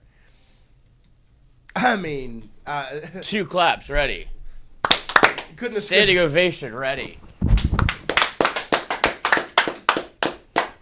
couldn't have scripted it any better. I mean, this is the script, right? Is it not the script? Like from the jump, this was the script. You go get Lane Kiffin, you wipe out the offensive staff, besides Frank. He just moves into, they'll make it work. You hold on to Frank Wilson, and then you just keep the defensive staff. It was like, why can't we just got all this right, We just got the defensive staff right. Why can't we hold on to that and just wipe out this side? The sexiest staff in America. This is some Shaq Kobe shit. Yeah. This is Shaq Kobe, bro. They're going to love each other. Dude, on the side, it's going to be a movie. Dude, you could watch the sideline for the game. You don't even have to watch the game. Just watch the sideline cam. And talk about the sideline only one. I'm talking about what's going to happen on the field. You've got an offensive guru in Lane Kiffin who just scores 30 points on everybody, right? Besides one man. Yeah, now he's on your team. Besides a guy, and it's been Blake Baker, who has played. He's put together such good defensive performances against Lane Kiffin, right? Coach. A Lane Kiffin, Charlie Weiss Jr. offense, and a Blake Baker defense. Run that shit back for 5 years, dude. Do you understand? Is everyone hearing what I'm saying? Right? You hold on to this defensive staff, which then in turn keeps guys like DJ Pickett, PJ Woodland, Deshaun Spears, Tylen Singleton, Gabe Relaford, DeMarcus Cooley potentially. I think he's redshirt sophomore, so he could leave, could get drafted, but stick around. Like, Whit Weeks gets to play for Papa. Like, you hold on to that. You keep the recruiting class. You get Lamar Brown here, Richard Anderson. I mean, go down the list. Havon Finney. Go down the list of guys that you get to hold on to and what you're going to add in the portal, because you're going to hit the portal again, right? Lane Kiffin and Blake Baker on the same sideline. Who says no? Generations fed. Eat. I mean, it's the script. And this was the thing. We called it pie in the sky. We said, how likely is it to bring in a new coach and you get to hold on to your pieces? I guess it's pretty likely. Matt Zenitz with the breaking news there that LSU plans to hold on to one Blake Baker as defensive coordinator. Can you bet 2027 national championship? Here we go. I mean, he's put this in. As many futures as possible. Lane Kiffin plans to keep Blake Baker as LSU. No shit. I mean, it wasn't if he's going to evaluate Blake Baker and go, I don't know if I can find somebody better. Which, and like we'll say, this is not a done deal, right? It's just saying that if Blake doesn't go take the Tulane job, which I think is the biggest threat, he's LSU's DC. It's not going to come down to Lane Kiffin bringing somebody else in. No, he stayed. And so it really comes down. There he is. That's Wyatt. This is Wyatt. You'll like him. Ro has made his way into the studio. Kenyon says, what time does Rohan come on? Yeah, he should have stood up. Bad foot. I got to, yeah. That's all right. They'll learn. What we doing with popcorn? Oh, Lane Kiffin, get your popcorn ready. Get your goddamn popcorn ready. How you feeling, Ro? I like mine with cheddar, a lot of cheddar, little caramel, drizzle. You want that 4-piece? A little sweet. Salty? Salty, sweet. But how That's Lane Kiffin. What a day, what a day, what a day! Whoa! What a day! Welcome, Lane. Welcome. Welcome. I was dead and now I'm resurrected. This is where you always wanted to be, Lane. This is where he always wanted to be, guys. This is where he always wanted to be. Listen, you don't stay at a place 4 or 5 years, build it up to be a championship program, right? And you're on the cusp, first 11-win season in the history of that school, cusp of hosting the playoff game, getting in the playoffs for the first time. You brought this school to feats never thought it would ever get to. Right. Never, ever get to. And then, the mighty Tigers come a-calling. We come a-calling. And, bruh, you know what I'm most happy for, bruh, honestly, is you can tell from Lane interviews, you can tell from just where he's brought that program to and to leave to come to LSU, Lane wants to be here. Mm-hmm. Lane wants to be here. Lane has always wanted to be here. It's always been in the back of his head, right. Dog. We've had reservation in Lane head for a minute, bro. We have, bro. Standard reservation. I'm telling you, dog. Because listen, the where he is in Ole Miss lore, he's a legend already. Right. You understand what I'm saying? But now, LSU, Ole Miss, national landscape. You know what I'm saying? Right. So it's like he's the kind of guy that we've always known. We've seen Lane for years on the other side. Right. You know what I'm saying? Sometimes whipping our ass, sometimes we whipping his ass. Right. Right? Most of the time we whipped his ass. So now, bro, from a guy that played offense, quarterback, I mean, I couldn't be more thrilled. Right. Okay? I couldn't be no more thrilled. Now, I get a little bit more thrilled if we could retain Blake. Right. And Tulane don't come get him, you know, with that going on. But, man, listen, man, it's a great day to be a Tiger. It's a fantastic, fantastic day to be a Tiger. Let me bring that back. And I just say with the addition of our new general head coach, Lane Kiffin, at the helm. And, bro, can you imagine with him, the couple guys that on his staff that are great recruiters, and you pair that if he retains Corey and Frank, well, you know what kind of recruiting monsters we will have here. Right. And Lane, who's so charismatic, understands the landscape of college football, understand the transfer portal, understand how to get to these kids, understand tweeting with them, and, you know, all that. Bro, I mean, this is a total opposite of what we've had. Right. Total opposite. And I'm telling you, welcome. Yes. Because we welcome it. We want it. We ready for it. Now let's get on to these championships. Just how quick we got to get to it, baby. And you saw how quickly Lane got to it last night. Oh, One he of the got first to it. meetings he had. Big He Brown. met with Frank. He Yeah. met with Blake. Yeah. He met with the number one player in America. Yeah. And Lamar Brown last night. It's like I said, man, something we haven't seen in a few years. Right. And it just shows you the importance of what's important. Right. And he hits the ground a running. Ain't no chilling, laying back. Let me see what's going on. I'm going to meet with who I need to meet with. Same day. And we going to get it yeah, bro. And we going to get it going. And, you know, big press conference today. So, you know, boy, listen. He'll crush it. I love when it moves fast. Mm-hmm. Yes. I love when it moves fast because it has to. And although I know he's kind of distraught about it, so are those players about him not getting the opportunity from the university to coach. Let me clear that up because I've been saying all these things about, and that, trust me, like, bro, I don't blame the university. You know what I mean? Like, if you just want to cut loose with the with the pretty girl because she done dumped you and so on and so forth, I get it. But don't send it to those athletes as if he did not want to meet with you guys, as if he did not want to coach with you guys. Because listen, there's no way you build it like that and get it to where. Of course, you got to now understand that the guy has dreams and aspirations that he wants as well. Same thing with these players when they don't do good at a school and they hit the transfer portal and they get out. You know, coaches been doing it for years, and now players can do it. So it's like, bro, it's all part of what college football is now. And you can't fall in love with this guy, that guy, because the next year, you know what? They might be gone. Right. You know what I mean? I used to tell my kids that we in the organization, listen, you don't go to school for a coach. You go to school for the people that's there, the education, and so on and so forth. You know, a lot of that would BS too. I'm just trying to be a good dad. It's like, I know this is what I was told. This is what you're supposed to say. But it's true because you know them coaches going to leave. You know what I mean? At some point, just like a Lane, you get a job, you get, you know, no matter how long you've been there. Even for LSU. Yes, 100%. Because it's happened to LSU before.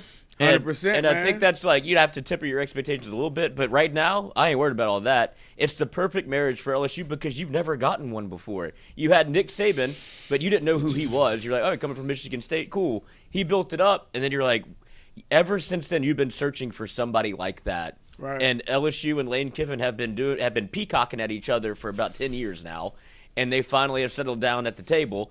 And you're like, this can be, and I think that's why college football is reacting the way that it is. They're terrified. You put Lane Kiffin and Blake Baker together, Frank Wilson on that staff.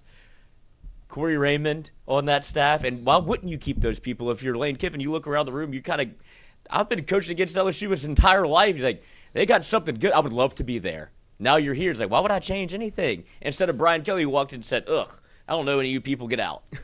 Oh, wait, no, wait, you come back. Wait, will you come back? Can you come back? Right. And you brought it all back, and now this is what LSU was supposed to look like, and now you put somebody like Lane Kiffin in charge.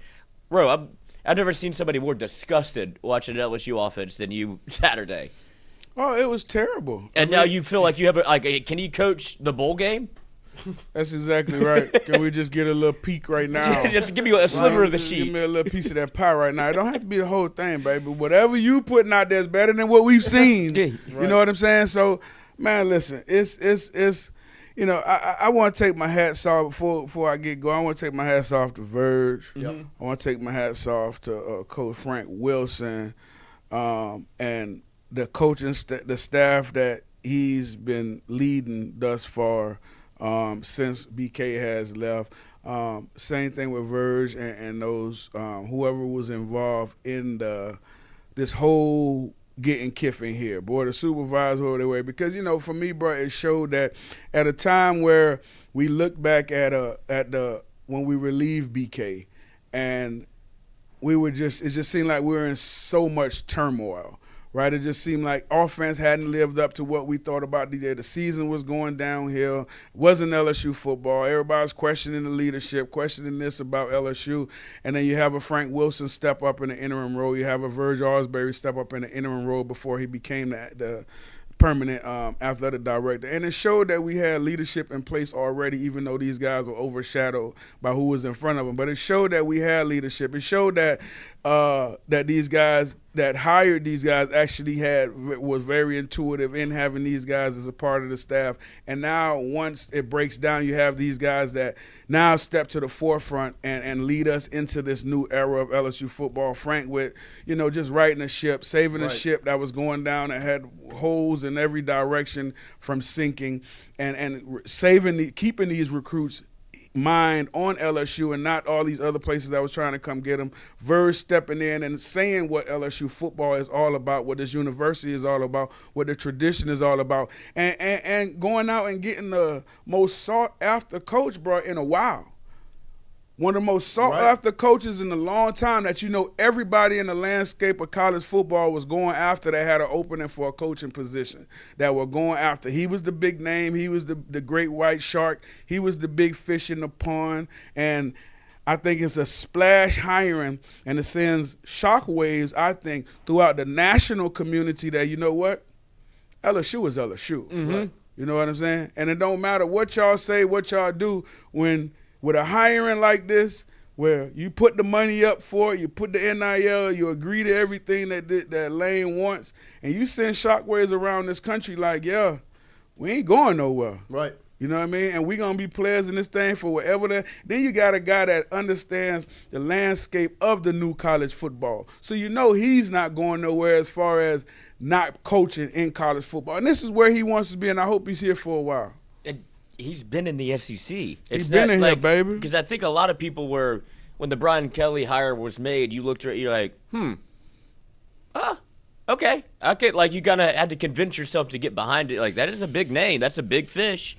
And for LSU to be able to establish itself in that way of like Ed Orgeron to, go get the coach with the most wins in current college football history that's actively coaching. Cool. Then he gets here like, doesn't do what Lane Kiffin did. You know, from day one, like didn't put his hand out the window. Right. Like that's all we're asking is like a little bit of, hey, we're here. Like we're here to support you. You should be happy to be here. And it was like, get me to not even my office, get me to my house. Like it was like, get me to work and let me go. He went out to the balcony. He was like, and this guy, and this guy. And it was a celebration of him wanting to be here and him finally seeing a place of, this is kind of what I've always thought college football was like. And it's like a no longer stepping stone. He's jumped around. And now it finally feels like he's found a home. Of like, this is what I've always wanted it to be. I think BK first year spoiled him. Mm-hmm. His first Thought it was year easy. Here, that's right. And he already wasn't a guy with a lot of great work ethic when it comes to he likes to pass delegate. it out. You know what I mean? He likes to delegate and pass it out instead of jumping all the way in, which we're used to coaches that jump all the way in. You see a Lane Kiffin at Ole Miss involved. You see him dapping everybody, running everybody, putting his arms around people like different. It's not just the MFing, which I'm sure that happens as well, but he understands how to deal with quarterbacks. That's a big part, when you run in these organizations. The most important player on your team is the quarterback. So for you to consistently and constantly berate him in front of a national audience, it doesn't say a lot about you understanding the psyche of that guy. Or maybe you do understand the psyche of him if that's what you're doing, but it doesn't seem like it worked with our guy. Right. It didn't work with Nuss. You know what I'm saying? Berating him around, MFing him every week on national television, and not just him, the other players. Now we have a guy in place that not only understands that, but I'm telling you, I keep going back to this because it's the biggest point to me with this, because we've had a BK for the last 4 years or however long he was here, is too long. We have somebody that knows us. We have somebody that understands what LSU football and what this university is about, even though he's never coached here, but he knows. Right. Unless you wouldn't have been trying to get here now. You know what I mean? So he understands based on going up against, he understands being on a staff with Coach Saban, and I'm sure their conversation with this, with him being here in this place. Just Coach Saban being offered the job before him and them having a conversation about it and him co-signing Lane, you had to know that they've had those conversations before privately themselves. Right. Man, if I get a chance, he probably sit down there with his hands folded, listen to Coach Saban telling LSU stories. You know what I mean? And he's like, God damn it, I need to get over there, right. Nick. When if it happens, I'm going to give myself an opportunity. I'm going. You know what I mean? So those are the things that I think. But I think Lane been wanting to be here for a while, bro, and I think this is a place where I'm put it down at. I could put the stamp down the same way I did at Ole Miss, but even better, because the biggest thing, one of the biggest differences in recruiting, to get the porter's all about money, right? And hard gun. To an extent, you definitely want to come somewhere where they're known, so on and so forth. But one of the important parts is now you can recruit high school guys. You can now go out and get the top recruits. You can now go out, especially with your offense, load that thing up every year. You could go out. You are attractive to every major college, high school football player now, based on how your track record, your offense, and what you've done with lesser talent that you're gonna have here. So that's the intriguing part. And now if you keep a defense like Blake had the last 2 years, I mean, it's a lot of problems for everybody else. LSU defense, I'm sorry, but if they keep Blake, the LSU defense went from 89th before hiring him in scoring average to 15th this year. So, yeah.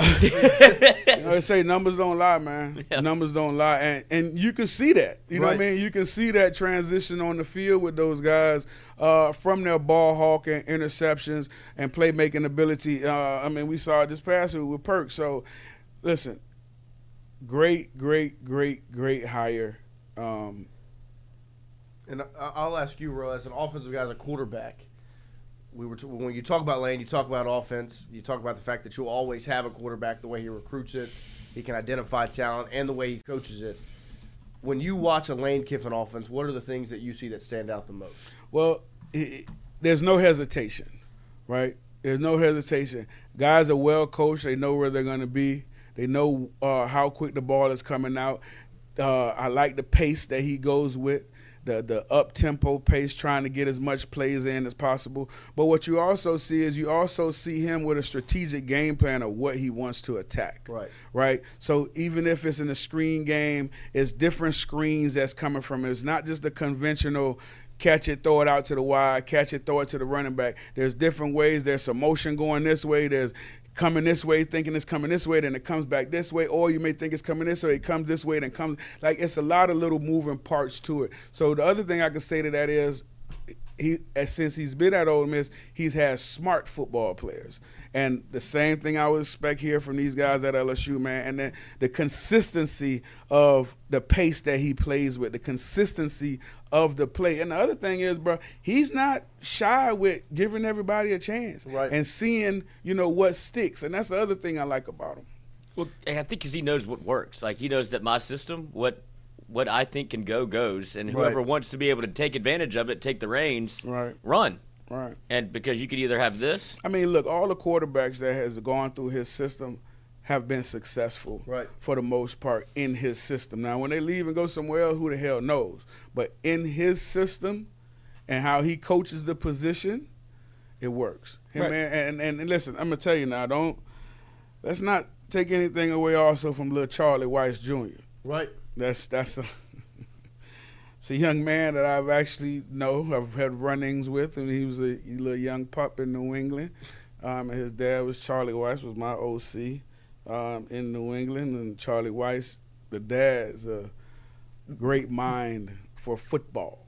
Mind for football, understands the game, has a lot of knowledge there, and I'm sure he passed it down to little Charlie. So they're, him and Lane meshing.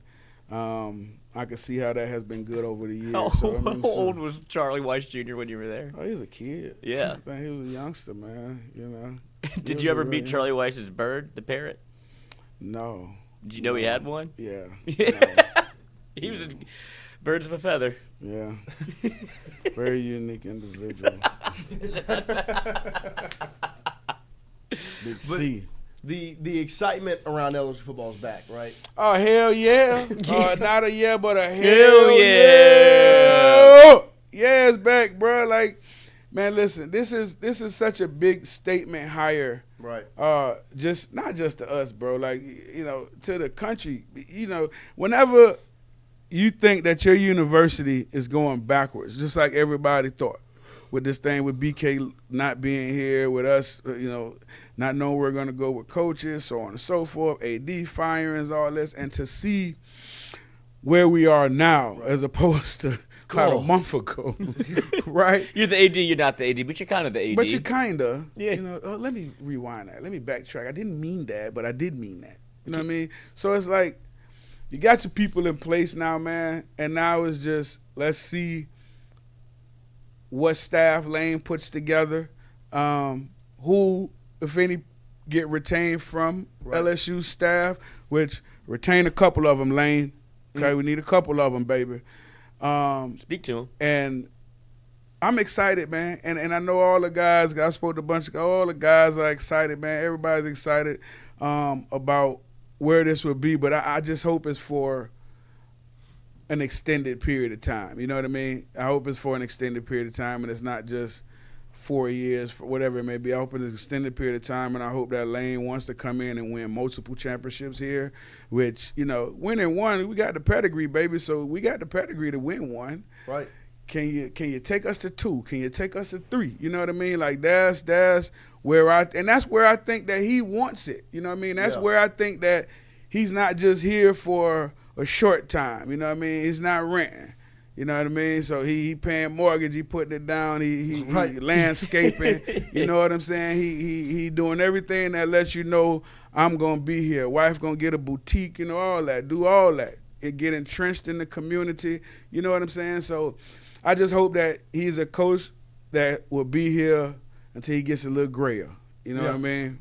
I'd love to see it. Me too, man. Me too. Because, that would in turn mean a lot of success for LSU. A lot of success and a lot of chips. Yeah. And him even ascending his name past a Coach Saban. Right. You know what I mean?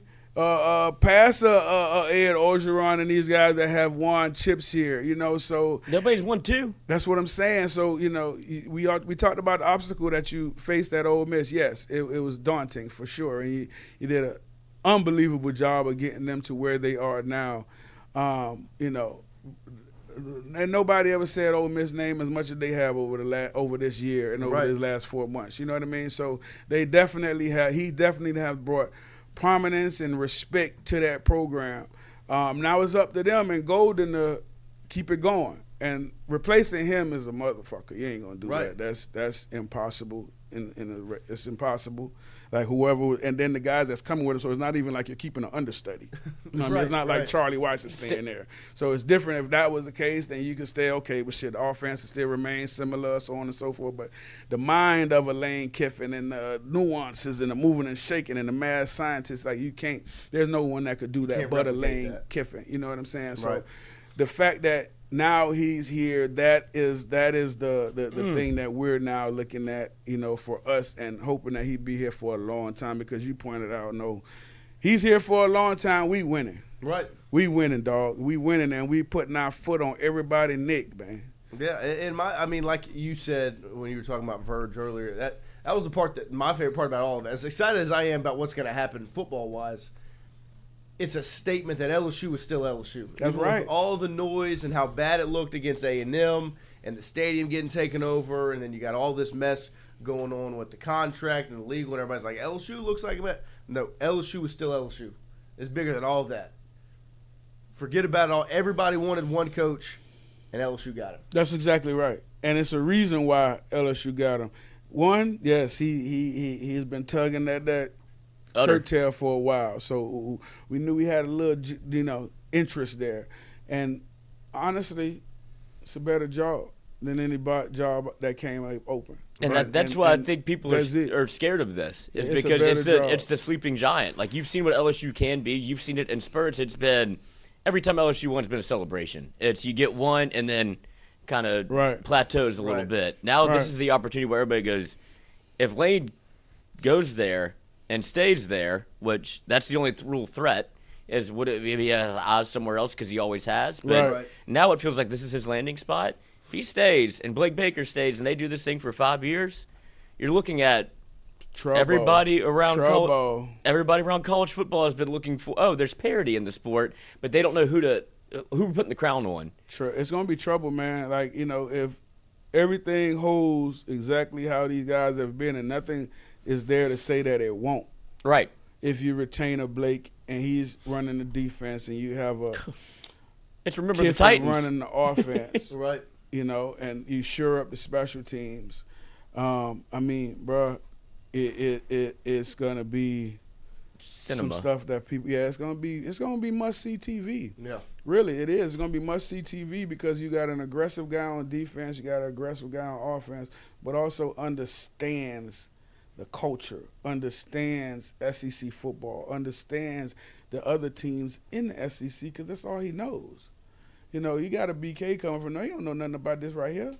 And didn't want to. Yeah, exactly. You don't know nothing about this. And this guy comes in not less than an hour on the ground. He's met with Frank Wilson. He's met with Blake. He's on the phone with Big Lamar. He's on the phone with Big Boy out of New Orleans. He's on the phone with – it's what we're used to. Right. Care. You know what I'm saying? It's what we're used to.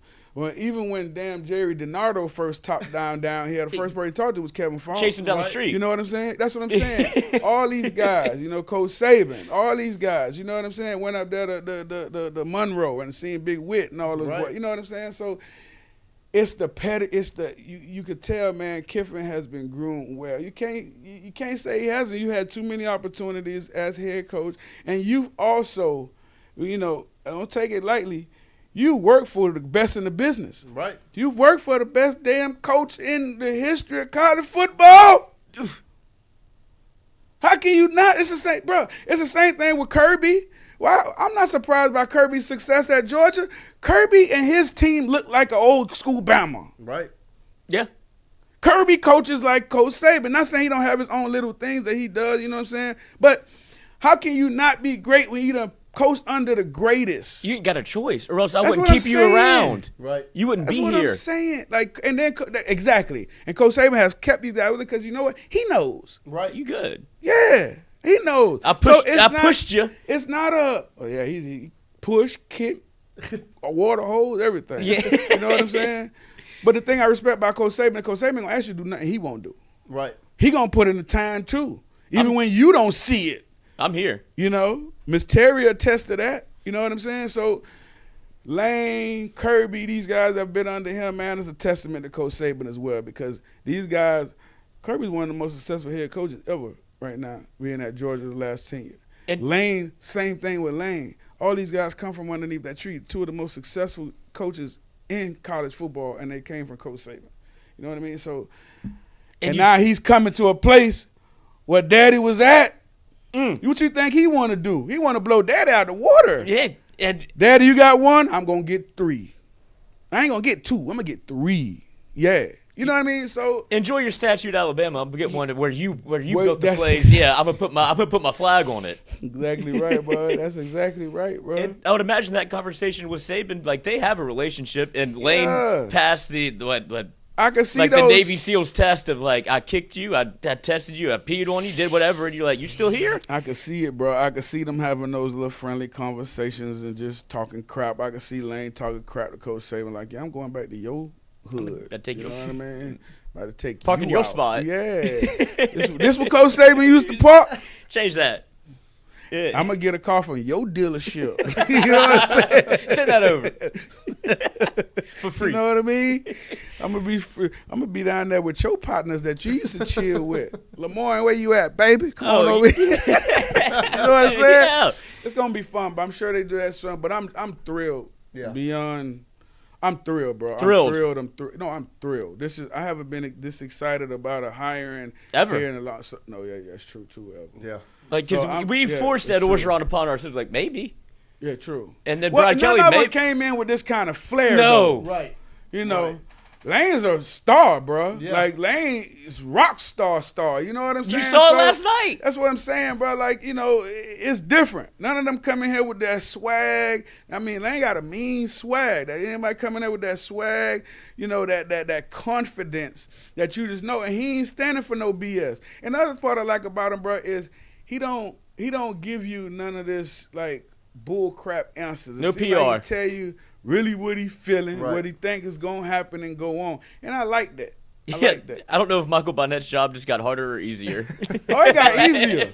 I think it got easier. Yeah. I do. I think it got easier because, bro, he's Lane Kiffin is a PR machine himself. Right, that's what I'm Right. saying. Like, you got to, do you monitor or just let Yeah, let you him let run? do his thing. Yeah. Because he's scaled it back. He's learned over the years. I can't tweet the girls and all that. You know what I'm saying? You know what I'm saying? Yeah, he he's learned on straight. the fly. Yeah, and he's matured, man. Like, Right. he good. I mean, this good. is the first tweet he sent out this morning. I know that's right. I know that's right, Lane, baby.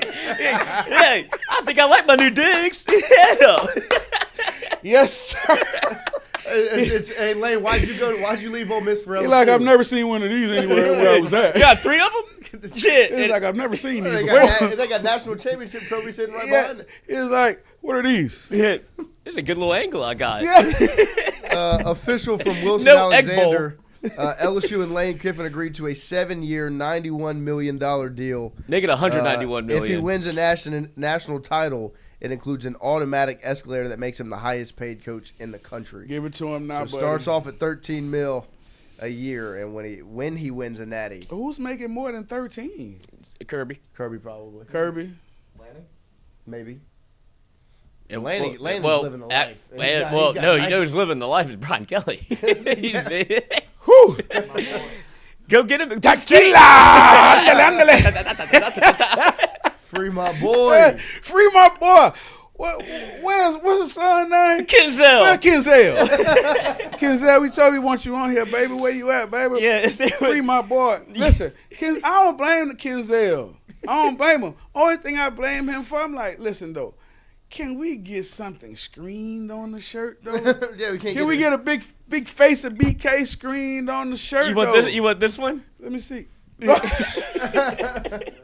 my boy. Free my boy. Not that one. Not that one. Oh, my God. Take that off. Take that down. You go from that to this.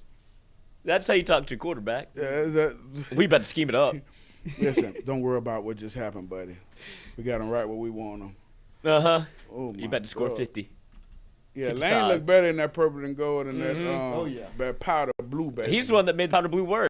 Yeah, he looked better in powder blue. It's not at North Carolina. That's the only powder blue I want to see. Exactly. You ain't got to fake it here. UNC, baby. That's it. 2-3. Now it's LSU.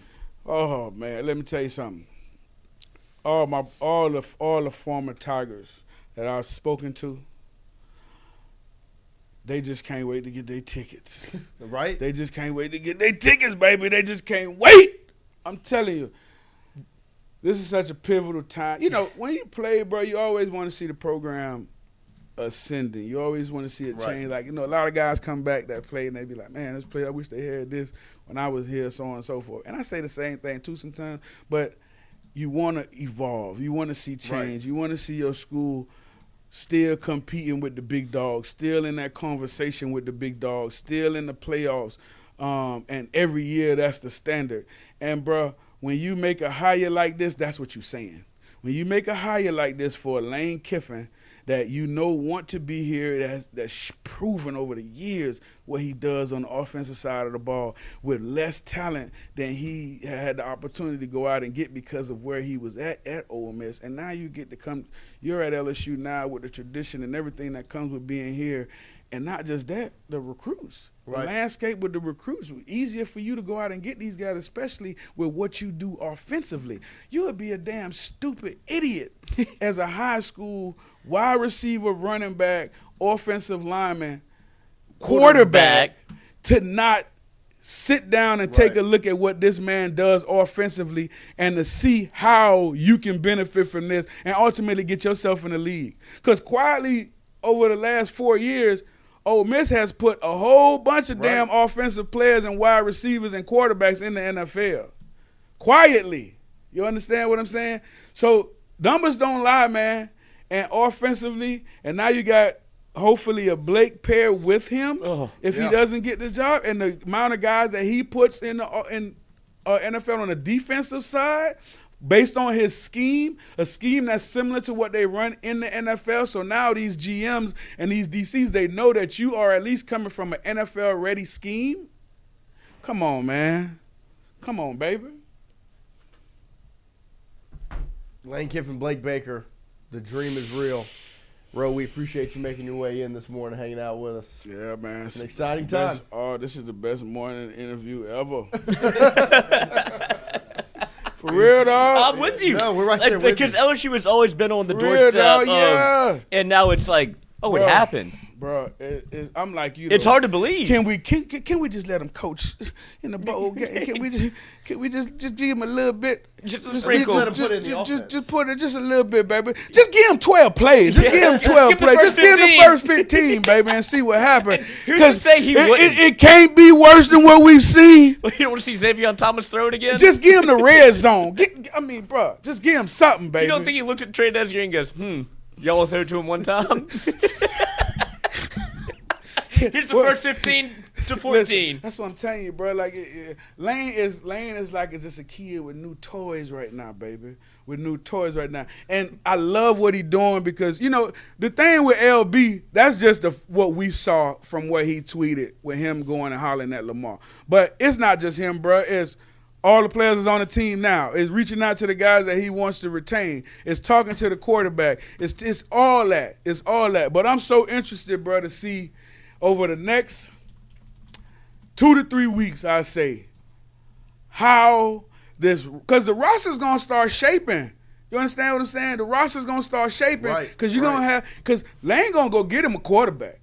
That's one thing, if not one that's already over there in Oxford. Two. You understand? That's what I'm saying. But I want the young one.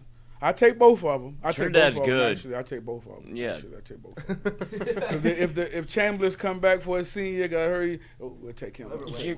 We'll take Lane, whatever you want. Rudy just said it. Whatever you want, we want, buddy. Yeah. Amen. We not second guessing nothing you doing, Lane. We'll follow your lead. We're following you, baby. I'm hitching the ride on, baby. Let's go. And wherever we're going. But you're leading us there. You damn right he is, and I believe in him. And me too. In Lane, we trust. Yes. Yes, sir. Print the shirts. Yes, print them. Give me some of that popcorn. Oh, Rudy, go give me some popcorn, Rudy. Some of that popcorn right here, baby. There you go. You see it? It's cinema. Ready? Lane, we Get listening. your popcorn ready. We listening. And as you say that, so let's stay. Now y'all got this 3 years ago. No, we just opened it yesterday. Goodness gracious, huh, Rudy? Well, get it. You got to get that Lane corn. We got Lane. That's disrespectful towards you. I'm sorry. We'll do better next week. We got it. Tomorrow and the next day. We'll see. We're used to the BK standard performance. It Lane, don't matter. we'll invite you on the show now. There you go. You don't have to go to Michael by now. You do what you want. Mm-hmm. But Michael, we're coming through you, of course. That's my dog. Lane, always. you're invited now. Open invitation, baby. Open invitation. Whenever you want. You want to really make a splash? Don't go to those big guys. You come right here to the Come up do a and watch coming. party for the bowl game. Come on, baby. Come on, baby. Listen, Lane, you always invited. We had Golf Suites. You always invited there. Don't worry about that other place. Golf Suites. Come on, see us. There you go. Come on now. We You're appreciate invited. you, Ro. And allegedly, from the chat, 6'4" quarterback from Lafayette, Louisiana at St. Thomas More, Cole Bergeron, has just decommitted from Virginia Tech. Of course he has. So get you a quarterback. Of course he has. Listen, there going to be decommitments all over the place, baby. 6'6" lineman from Oxford has decommitted from Ole Miss. Like, you're going to hear this all over the place, baby. Tristan Keys has decommitted. You're going to hear this from all over the place. Listen, you got a monster rock star leading the offense. You don't think he's going to get a quarterback? You don't think now he's going to get these decommitments? Calvin, Russell Jr. I'll take Calvin Johnson. Me too. I take Calvin Russell Jr. too, though, from the crib, Miami style. Let's go. I need them all back, baby. I need them all. Lane's here. Make some noise. Lane here, baby. You can't go play for a better offensive mind in the country right now. Nuh-uh. Name a funner place to be when it's a great. funner place to play. I'm talking about, boy, listen. When we talking about Saturday nights in Tiger Stadium, when we talking about the smell of bourbon and whiskey, when we talking about jambalaya in 50-gallon pots, we talking about fans in the trees. Come on. Boy, listen. That's what we wanted. We talking about the Tiger Walk. Dun, dun, dun, dun. We talking about all this. We talking about Death Valley. Death Valley is going to be roaring. Nighttime, bro. That's all he's been Can you imagine his first night? Clemson. Oh, my God. Clemson, y'all in He's for going a to put whooping 70 of your on life. him. Clemson is in for the whooping, Dabo. He's in for the whooping of his life. Dabo better get ready. Better retire. Dabo better get ready. And you're going on the road to Tennessee and to Ole Miss next year. I'm there. We packing the band up. We rolling. We're gonna get us It's a the spot Beatles, down there baby. to set up. We going, dog. I'm staying serious. You think I'm bullshit? right there We with going. We gonna pack the equipment up. We hitting the road. Rudy driving. We gone. I'm telling you. We going to both of them places, Tennessee and Ole Miss. You know what kind of atmosphere that's gonna be like? my The God. Lane train coming in and Lane coming in to whoop ass. You better Belt believe to that. ass. Turn around, Rudy. Your mama told me to whoop your ass, Rudy. Slap the floor. Let's try it first. Ah! Oh, yeah. Rudy. Yeah, get Rudy, bend over. Get it. Belt To ass. Mama, I got you. I got you. Somebody's got to raise Rudy, his why son. do you have that belt? You don't have on. Brought it for show. BTA. That's right. See, Kiff, we here for you, baby. Come on in here. We'll take some of that culture.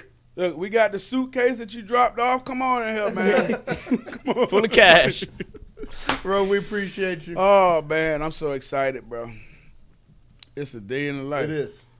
There's a suitcase. There you go. There's the Studio. There suitcase. go. We ready to travel. We ready to go. Yeah. We going to Knoxville and Oxford for those for Lane going home. We following Lane, baby. We do going home. Them will be our 2 road trips next year. Rudy, you driving? Hey, I can get you on. Hey, I got an RV. Who, you got RV? Mm-hmm. The party box. We got went to. RV. That's what we went Rudy to. driving. No, not the no. Rudy got put in You the can't pretzel drive the an last RV? time. No, My dad he can't reach the pedals. You can't reach the pedals. That's what I didn't say it. I don't know. I didn't say it. You looked at me like I said it. Liz said it. Yeah. And you agree with them. No, I repeated it. Bro, we appreciate it. We'll take a quick break here at Tingle & Co. Go Tigers! Go Tigers. Go Tigers! God damn it! Yes.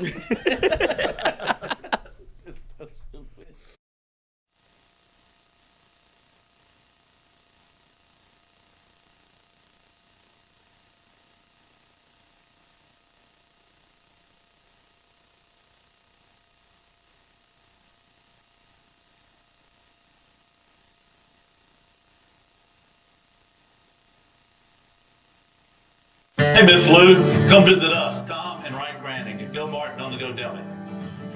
Go Mart has clean restrooms, community coffee, an awesome beer cave, and a great selection of anything you may need. Located at the corner of Highland Boulevard and Highway 61 South in Natchez. Also stop by Wardo's Po' Boys at 309 North Broadway on the beautiful Natchez Bluff, where everyone is family.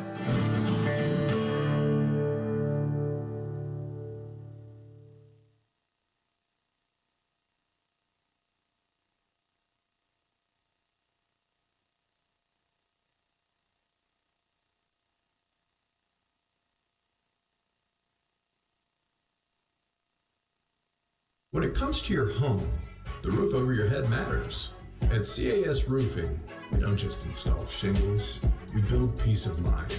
With years of experience and a commitment to craftsmanship, our team shows up on time, gets the job done right, and treats every project like it's our own home. Whether it's repair, a replacement, or storm damage that caught you off guard, CAS Roofing is ready. We're local, we're dependable, and we stand behind every nail, every shingle, and every promise we make. Because at the end of the day, it's not just about roofing, it's about protecting what matters most. CAS Roofing, built on trust, backed by quality.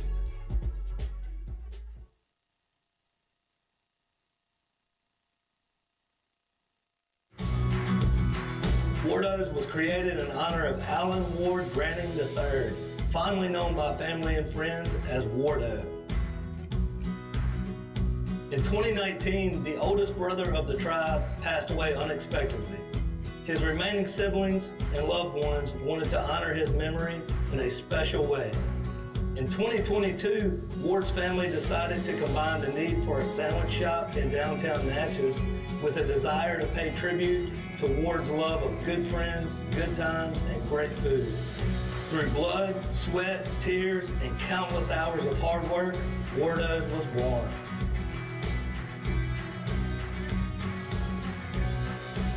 So go visit Wardo's today at 309 North Broadway Street in Natchez, where the po' boys are so good, you'll swear you're in Cajun country.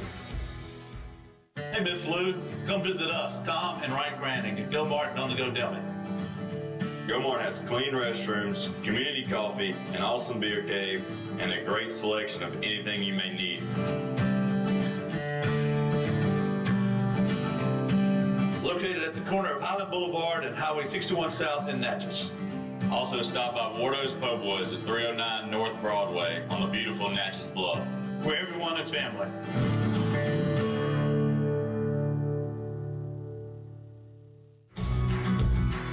Wardo's was created in honor of Alan Ward Granning III, fondly known by family and friends as Wardo. In 2019, the oldest brother of the tribe passed away unexpectedly. His remaining siblings and loved ones wanted to honor his memory in a special way. In 2022, Ward's family decided to combine the need for a sandwich shop in downtown Natchez with a desire to pay tribute to Ward's love of good friends, good times, and great food. Through blood, sweat, tears, and countless hours of hard work, Wardo's was born.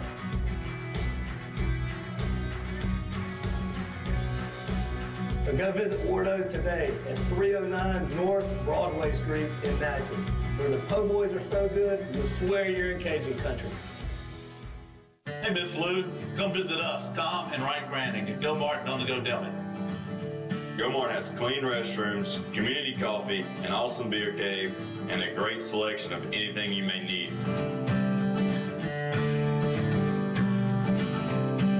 Located at the corner of Highland Boulevard and Highway 61 South in Natchez. Also stop by Wardo's Po' Boys at 309 North Broadway on the beautiful Natchez Bluff, where everyone is family.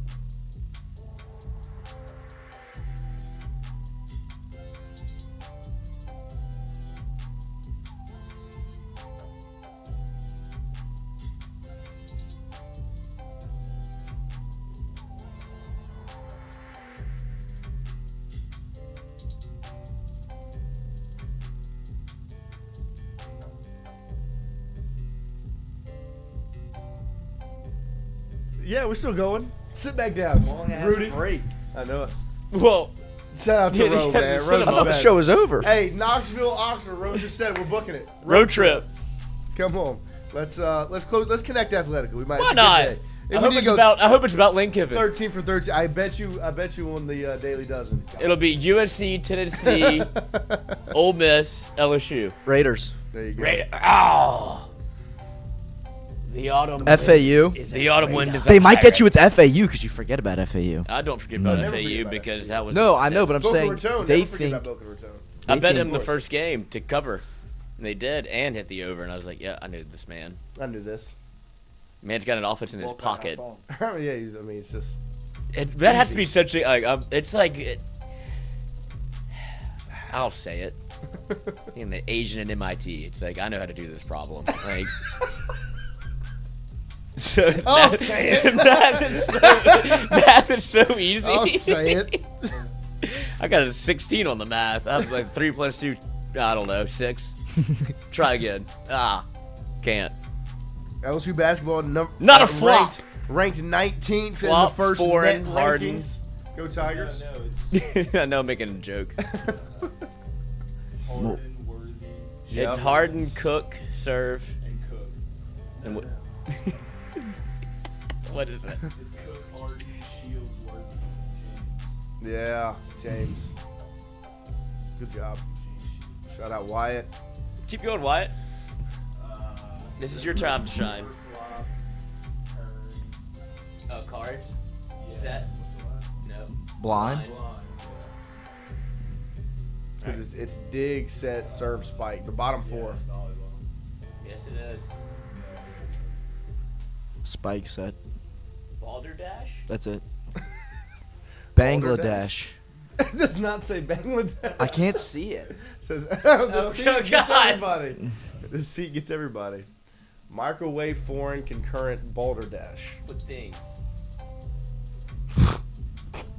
Oh my god. What? The National Women's Soccer League? You don't watch? No. Oh. Do you watch? Shout out Sexist, to yes. what's Does her name? anybody Trinity watch? Rodman. See? Dennis Rodman's daughter. Patrick Mahomes owns the Kansas City team. There you Yeah, that's go. illegal. They're paying him. Kenny Balala, get me a ticket. I'll pay for everything but alcohol. I'll pay for the alcohol. Because I'll bring it in myself. I don't know how. Excellent, fellas. Y'all should meet at Ward. Oh, I mean, if we're going to Oxford, we're going Oh. 2 Wardos, and then we're going 2 We're Tom sleeping at Wardo's. That might be the RV. Shout out Tom. Tommy G, Tom Granding, Rudolph run. We'll run that. We're gonna get that ad running this week. Rudy run. Shout out to the Wardos, the Wardos Rudolph run. God, Blake Baker, Lane Kiffin. I hope it's a celebrity mashup. It's not. Nope, not at all. That's Daphne. That might be Keene. Landry though. Is that Landry? That's Daphne Keene and Harvey Weinstein. Oh my, it's not. Oh Harvey. my god. Harvey Wine. It's Is it? the girl from Pirates of the Caribbean. Oh, it is. Tierra something. How do y'all get this, dude? Is the guy? Knightley. Yeah, Keira Knightley. That's what it is. Is the guy from Stranger Things? Yeah, it is. Hopper? I don't know his name. Oh yeah. I don't think his name's Hop. It is in the show. His name is Hopper. And shout out Sam Hopper, one of my good friends. There you go. Shout out Sam. I sent him the same video I sent to you about the Sean Payton Saints. And you're like, good coach. 10-2 right now. Of course they are. Stupid. What's this man's name? Because I don't think his know. hair got better. He's gotten skinnier. Well, you know who looks weird? Chris Pratt. Really? He got like I saw a commercial. The other baptized. day. It looks weird. What's wrong with getting baptized? In like the wrong church. Oh, okay. David Barbour. B-A-R-B. Babcock? B-O-U-R. Glasscock. You're more than welcome. Print the shirts. No, so just do the last name. B-A-R. B-O-U-R. Nope. Harbor. Not Barbour. Harper. Harbor. H-A-R-B-O-U-R. There he is. You think that's who it is? That's what the chat says. W. And you said it. Let me see if that's the right guy. Yeah, it is. Shout out. Yeah, his hair is way better. He's got a great mustache. Wow. Mm-hmm. The mustache is. I haven't watched the new Stranger Things yet. I've heard good things. I haven't watched it yet either. I've heard good things as well. We should watch it. We'll do it live. After the Dolphins, along with Bengals for a team without an NFL postseason victory, belongs to this AFC team. Raiders.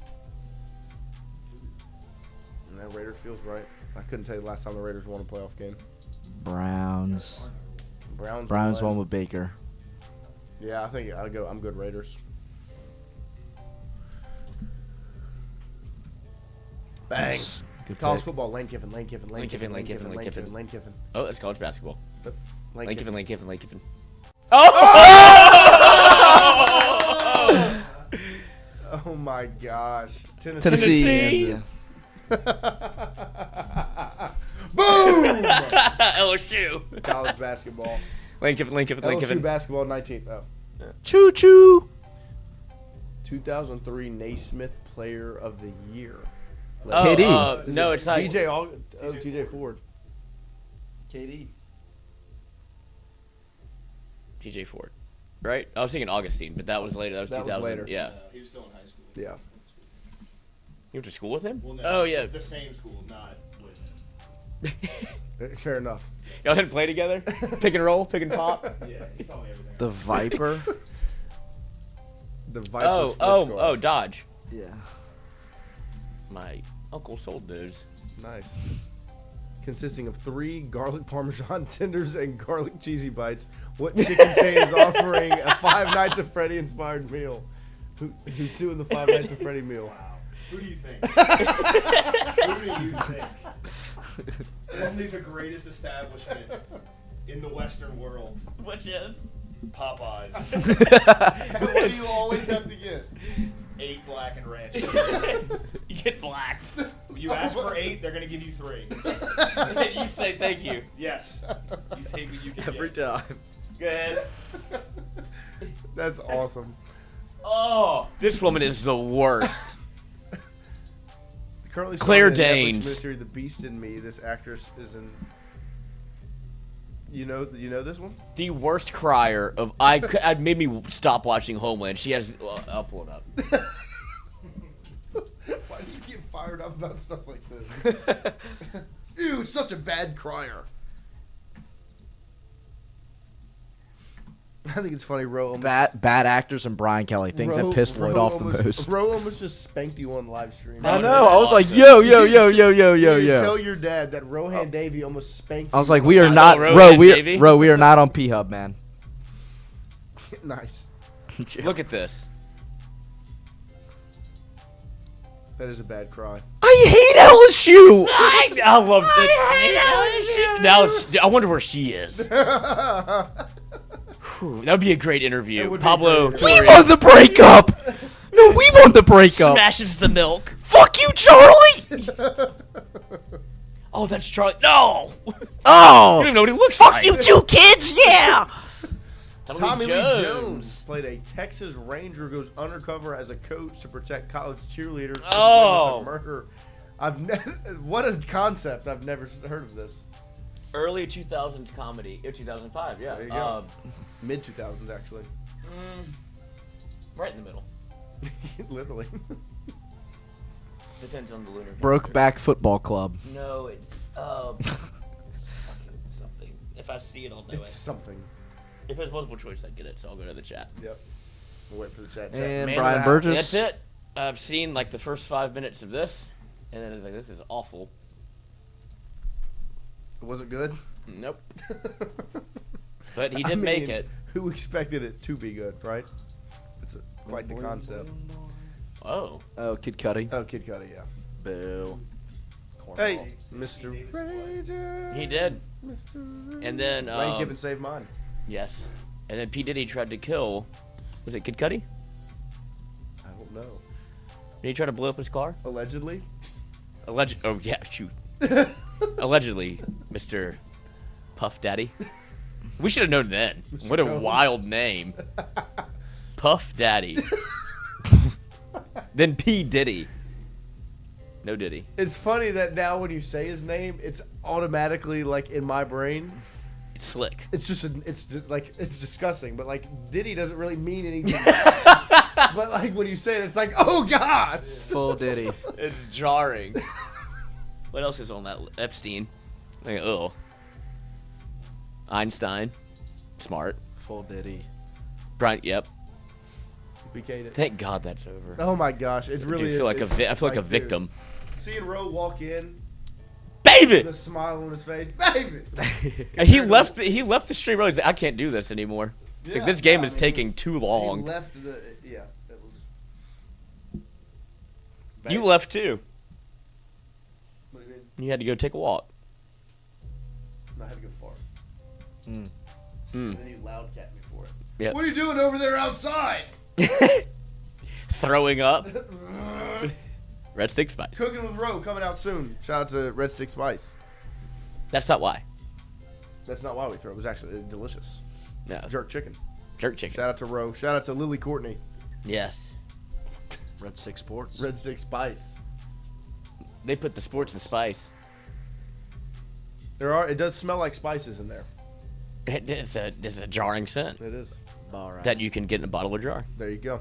Bottle We of appreciate fart. everybody tuning in, hanging out with us. Make sure you like, subscribe, leave a comment after we shut it down. Full Diddy. We'll be back tomorrow morning, 7 to 9 a.m. We crushed those things just now, by the way. What? Really no help men of the house Oh, is the only those? one we Yeah. had. No, I mean, it's And a I good can day. do it. It's a good day. Southern Regional Medical Center, shout out Jason, Charles, BJ, Kevin, the whole team over here. Proudly serving Shreveport, Baton Rouge, Lafayette. Shout out to SRMC as we are live from their studios every single day. We'll see you tomorrow morning, 7 to 9. AM. Full Diddy. Back to mic'd up tonight, 6 to 8. There you go. 3